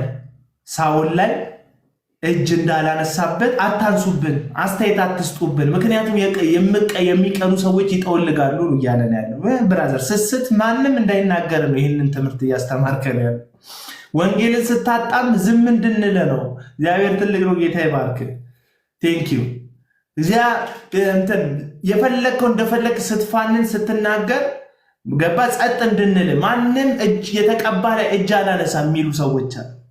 አዲስ ኪዳን ላይ መጣው እጅ ማንሳት እግር ማንሳት የሚባል የለም። እኛ አካሎች ነን። የሆነ ሰውዬ ተቀብቶ እኔ እጁን ማነሳበት እኔ ምጭንበት አለ ተጉይቴ እጅ ምጭንበት እጅ ማነሳበት እግር ምጎትትበት ጉዳይ የለም። የተቀባ የሚባል ግለሰብ የለም እዚህ ምድር ላይ የለም። አንድ ሰውዬ ነጭ ልብስ ለብሶ አንድ ሰውዬ ፒንክ ጥፍር ቀለም የሚመስል ልብስ ለብሶ መድረክ ላይ ቆሞ ከዛ የሀገር ጭንቅላት እንዲህ ተደርድሮ እሱን ተስፋ በማድረግ እግዚአብሔር በሱ በኩል ነው የሚያገኘኝ፣ እግዚአብሔር በሱ በኩል ነው የሚጎበኘኝ ሚና የሚባል ነገር የለም። ሁለቱም ሶስትም በስሜ በተሰበሰባችሁበት እኔ በዛ እገኛለሁ የሚል የማይናወጥ ኮቨነንት ሰጥቶናል ኢየሱስ። ትንሹ ቤት ውስጥ ስንሰበሰብ የእግዚአብሔር መንፈስ በመካከላችን ይገኛል። የእግዚአብሔር መንፈስ በመካከላችን ይገኛል። ቤታችን ውስጥ ለጸሎት ስንበረከክ እግዚአብሔር መንፈስ በመካከላችን ይገኛል። ቤተሰባችንን ሰብስበን ምንጸልይ ከሆነ እግዚአብሔር መንፈስ በመካከላችን ይገኛል። ይሄ የጠቋራ መንፈስ ነው የሆኑ ሰዎች ላይ ተስፋ አድርገን መንጠልጠል።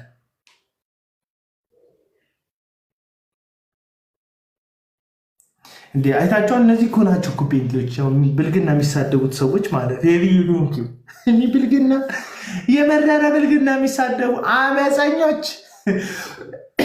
አንዱ ቅድም የመኖሪያ አድራሻዬን እየጻፈ እናርዳለን ይል ነበር። ታይታችኋል። ኮመንት ላይ የመኖሪያ ቦታዬን እየጻፈ እናርዳለን ምናምን። እንደውም እናትህ ወልዳለች እኮ መተህ ትነካኛለህ እኮ አንተ አታውቀኝም ማለት ነው። አንተዋወቅም ማለት ነው አንተና እኔ ማለት ነው። ተደብቄ የምኖር አንገቴን ደፍቼ የምኖር እኮ ነው የሚመስላቸው። አይ የተቀባ ሰው የለም። ጆዬ መናገር የምትፈልጉት ሀሳብ ካለ ቀጥሉ፣ ወደ ግል ጉዳይ እንዳልገባ።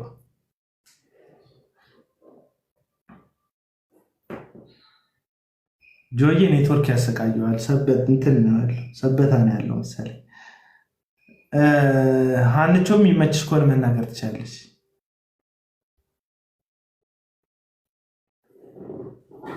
አቤል አንዴ ቀጥሎ እናንተ በኋላ ወራ። እሺ ሙሌ ተናገር ሀሳብ። ጆ አይታይም፣ እኔ ጋር ግን አለ። አይታይም። እኔም እያየሁት አይደለም እውነት ለመናገር ላውርደዋ። የለም አይታይም።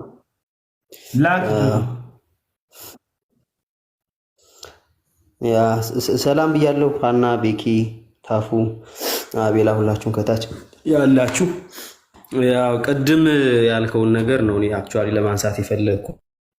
ትልቁ ህዝቡ ላይ እየተጫወቱ ያሉት እነሱ በሰውና በእግዚአብሔር መካከል መካከለኞች እንደሆኑ አድርገው ያስባሉ።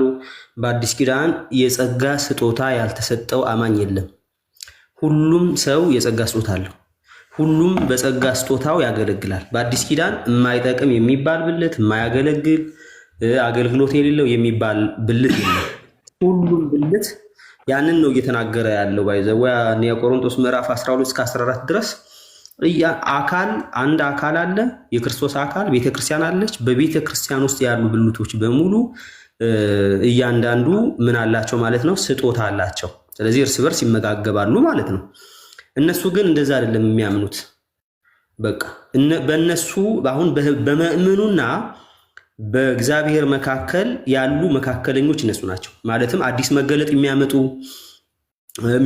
ቢጸልዩ የሚሰሙ ኦልሬዲ እነሱ ጸልየው የሚያሰሙ እዚህ ስለመጣሽ ድነሻል፣ እዛ ስለመጣሽ ድነሻል የሚሉ እግዚአብሔር የእነሱ አምላክ እንደሆነ ኢቭን ኮቨነን በቃ ይሄ ቃል ኪዳን የኪዳን ሰዎች እንደሆኑ የእዩ አምላክ እንዲባል የእንትና አምላክ እንዲባል የሚፈልጉ የኔ አምላክ የሚሉ ሰው የራሱ አምላክ እንደሌለውና የእነዚህ ሰዎች አምላክ እየጠራ በእነሱ አምላክ እንዲማጸን ነው የሚፈልጉት። የእንትና አምላክ እየተባለ ማለት ነው። አለው አይደል? እና እንግዲህ በአዲስ ኪዳን እግዚአብሔር የኢየሱስ ክርስቶስ አምላክ ወሰደ። ኦኬ ተመልሻለሁ መሰለኝ። በአዲስ ኪዳን የኢየሱስ ክርስቶስ አምላክና አባት ነው እግዚአብሔር እንጂ የማንም አምላክ አይደለም። የሁላችንም አምላክ ነው። ስንጠራው ግን በኪዳኑ የኢየሱስ ክርስቶስ አምላክና አባት ብለን እንጂ የአቤል አምላክ የሙለት አምላክ የሚባል የለም። የክርስቲያኖች ሁሉ አምላክ ነው። ግን የኢየሱስ ክርስቶስ አምላክና አባት በብሉይ ኪዳን የአብርሃም የያዕቆብ አምላክ ተብሎ ይጠራል። ከነዚህ የለውም። አሁን አይመታል። የተቋረጠው ትንሽ ፓርት ነው። አሁን ላይ ግን እንደነ አብርሃም እንደነ ይስሐቅ እንደነ ያዕቆብ የአብርሃም የይስሐቅ የያዕቆብ አምላክ እንደ ኮቨነንት ለሆኑ ግለሰቦች የተሰጠ አይደለም። አሁን ኪዳኑ በኢየሱስ ውስጥ ነው ያለው ነው ሐሳቡ። ቀጥል። አይዋ ስለዚህ እንጂ የኢዩ አምላክ እንኳን የሐሰተኞቹ ሆነው የእውነተኞቹ አገልጋዮች የነ ጳውሎስ አምላክም አይባልም ነው። የጳውሎስ አምላክ ክርስቲያን ሆነ ስፔሻሊ የጳውሎስ አምላክ የጴጥሮስ አምላክ የሚባል ነገር የለም። የኢየሱስ ክርስቶስ አምላክና አባት ነው። በጌታ ኮንክ ደግሞ ላንተም አምላክህ ነው አባትህም ነው። ጌታ ኢየሱስ ክርስቶስ ወደ አምላኬ ወደ አምላካችሁ ወደ አባቴ ወደ አባታችሁ ነው ያለው። ስለዚህ ልዩነት ያለው በተናጠል ወደ አምላኬ ማለት የሚችል እሱ ነው እንጂ ሌላ ሰው ማንም ወደ አምላኬ ወደ አምላካችሁ ወደ አባቴ ወደ አባታችሁ ማለት አይችልም። በልዩነት ማለት ነው። በጋራ አባታችን ማለት ይቻላል። በጋራ አምላካችን ማለት ይቻላል። የኔ አምላክ ብለህ ለብቻ የኔ አምላክ እንዲህ አድርግላችሁ የኔ አምላክ የሚባል ነገር የለም። የብቻ አምላክ የለም በአዲስ ኪዳን። ስለዚህ ከኪዳን ጋር የተገናኘ ነው። ሌላው አንተ ቅድም ስታነሳው የነበረው ነገር ነው። ኦልሬዲ ኢየሱስ ክርስቶስ አሁን አዲስ የሚባል መገለጥ የለም። በብሉይ ኪዳን ነቢያት የእግዚአብሔር አፍ ነበሩ፣ መገለጥ ያመጡ ነበረ ለህዝቡ። ነገስታት የእግዚአብሔር ህዝብ ላይ የሚነግሱ ነገስታት አሉ። አሁን የእግዚአብሔር ህዝብ ላይ የሚነግስ ስጋዊ ማለት ሰው ንጉስ የለውም። አዲስ መገለጥ የሚያመጣ አዲስ ሰው የለም። አዲስ መገለጥ የሚያመጣ ኦልሬዲ መገለጡ በክርስቶስ ኢየሱስ በኩል መጣ። ያ የመጣውን መገለጥ ደግሞ ሐዋርያት ብሪፍ አረጉት። መጽሐፍ ቅዱስ ተጽፎ ቀኑና በእኛ በወንጌላውያን አማኞች ቀኑና የተዘጋ ነው። አሁን መጽሐፍ ቅዱስ 66 ብለን ዘግተን ተቀምጠናል። ከዚህ በኋላ ሌላ አዲስ መገለጥ ምንጠብቅ ሌላ ያልተገለጠ ያልመጣ ነገር የሚመጣ የለም። ስለዚህ በእኛና በእግዚአብሔር መካከለኛው ክርስቶስ ነው። ስለዚህ ክርስቶስ በመንፈስ ቅዱስ በኩል ልክ እኔ የነገርኳችሁ መጥቶ ያስታውሳችኋል፣ ከኔ ያለውን ወስዶ ይነግራችኋል እንዳለ ከክርስቶስ ወስዶ የሚነግረን መንፈስ ቅዱስ በውስጣችን አለ። ደግሞ የእግዚአብሔር ቃል የሆነውን የተጻፈ መጽሐፍ ቅዱስ አለን። ያ መንፈስም እውነትም የሆነውን የእግዚአብሔር ቃል በዛ በኩል እውነትን ሁሉ እናውቃለን፣ እንመራለን። መመሪያችን የኛ ምንድነው ከተባለ በመንፈስ ቅዱስ እንመራለን። መጽሐፍ ቅዱስ እንደሚል ልክ በሮሜ ምዕራፍ 8 ላይ እንዳለ አባት ብለን የምንጮህበት የልጁን መንፈስ እንጂ እንደገና ለባርነት የፍርሃትን መንፈስ አልተቀበላችሁም ብሎ በእግዚአብሔር መንፈስ የሚመሩ እነሱ የእግዚአብሔር ልጆች ናቸው እንደሚል በእግዚአብሔር መንፈስ እንመራለን፣ ደግሞ በእግዚአብሔር ቃል እንመራለን እንጂ አሁን በነቢያትም በተለዩ አካላት የምንመራ ሰዎች አይደለንም ነው። እነሱ የሚመሩን እንዲህ አድርጉ፣ እንዲህ አታድርጉ፣ እንዲህ ስሩ፣ እንዲያስሩ እያሉ ከራሳቸው ከኪሳቸው ከእግዚአብሔር ቃል ሳይጠቅሱ ከኪሳቸው አምጥተው ሊነግሩን አይችሉም። ስለዚህ አሁን በአዲስ ኪዳን የተለየ ንጉስ እግዚአብሔር የለውም። ንጉሱ ክርስቶስ ነው። የተለየ ነቢይ የለውም። ልክ በአዲስ ኪዳን ያለው ነቢያት እንደ ብሉይ ኪዳን ነቢያት አይደለም፣ ጭራሽ ሊሆን የሚችል አይደለም። እንደ ብሉይ ኪዳን ያሉ ነቢያት አይደሉም። በአዲስ ኪዳን ነቢያት የነበሩት ነቢያትም እንደዛ አይደሉም።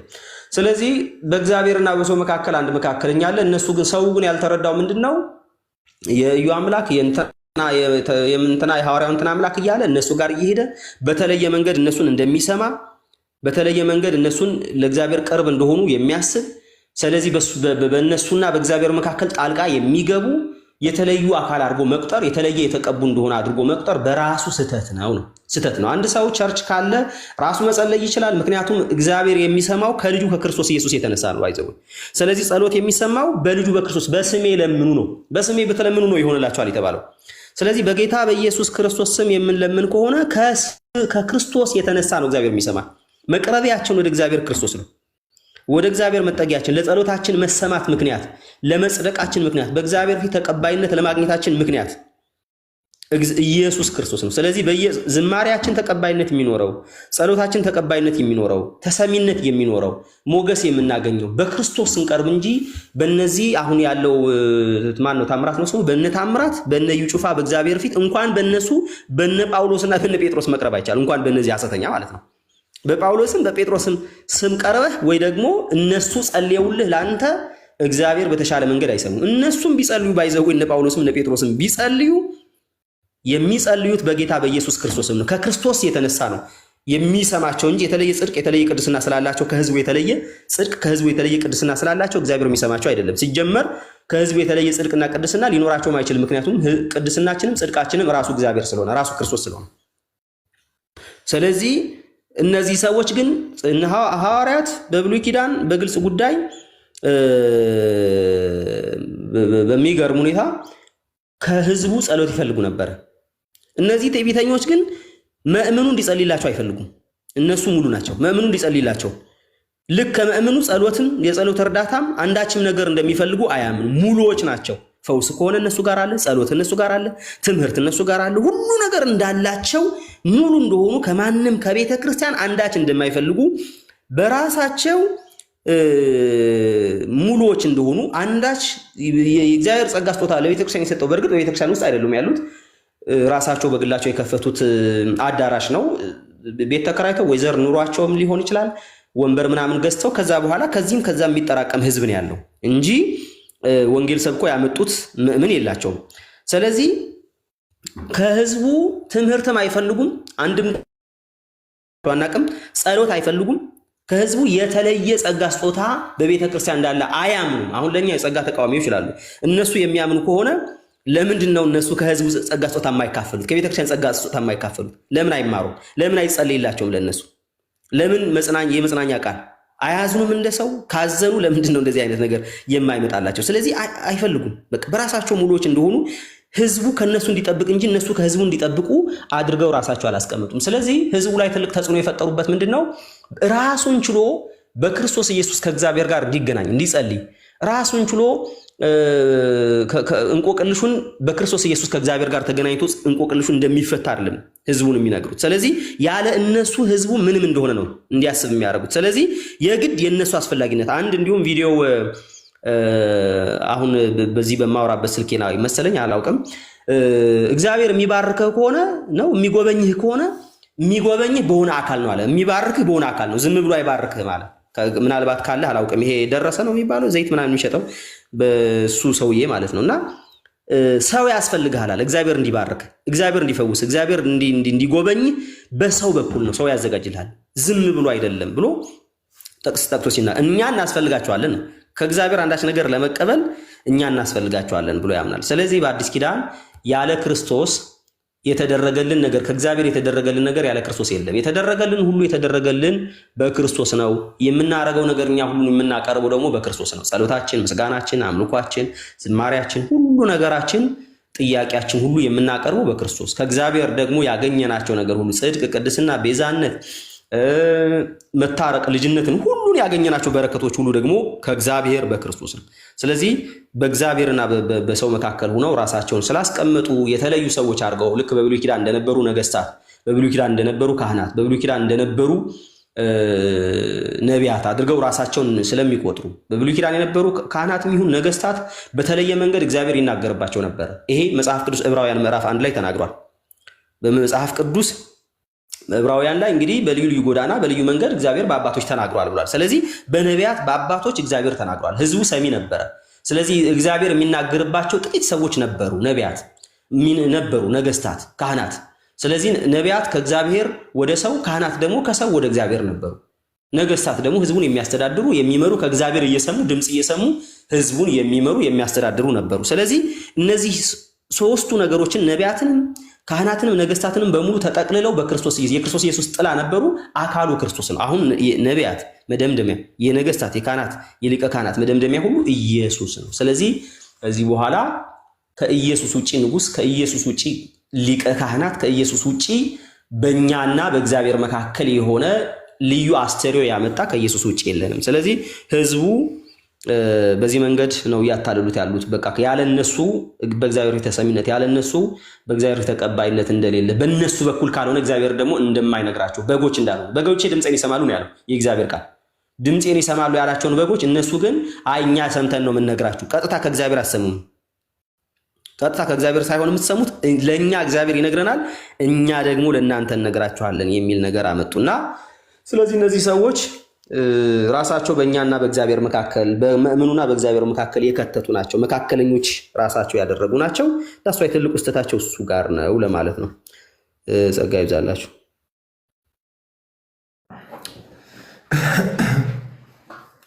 እሺ ሚና ነገር የሚፈልግ ሰው ካለ ማብራት ይችላል በዚህ ጉዳይ ላይ።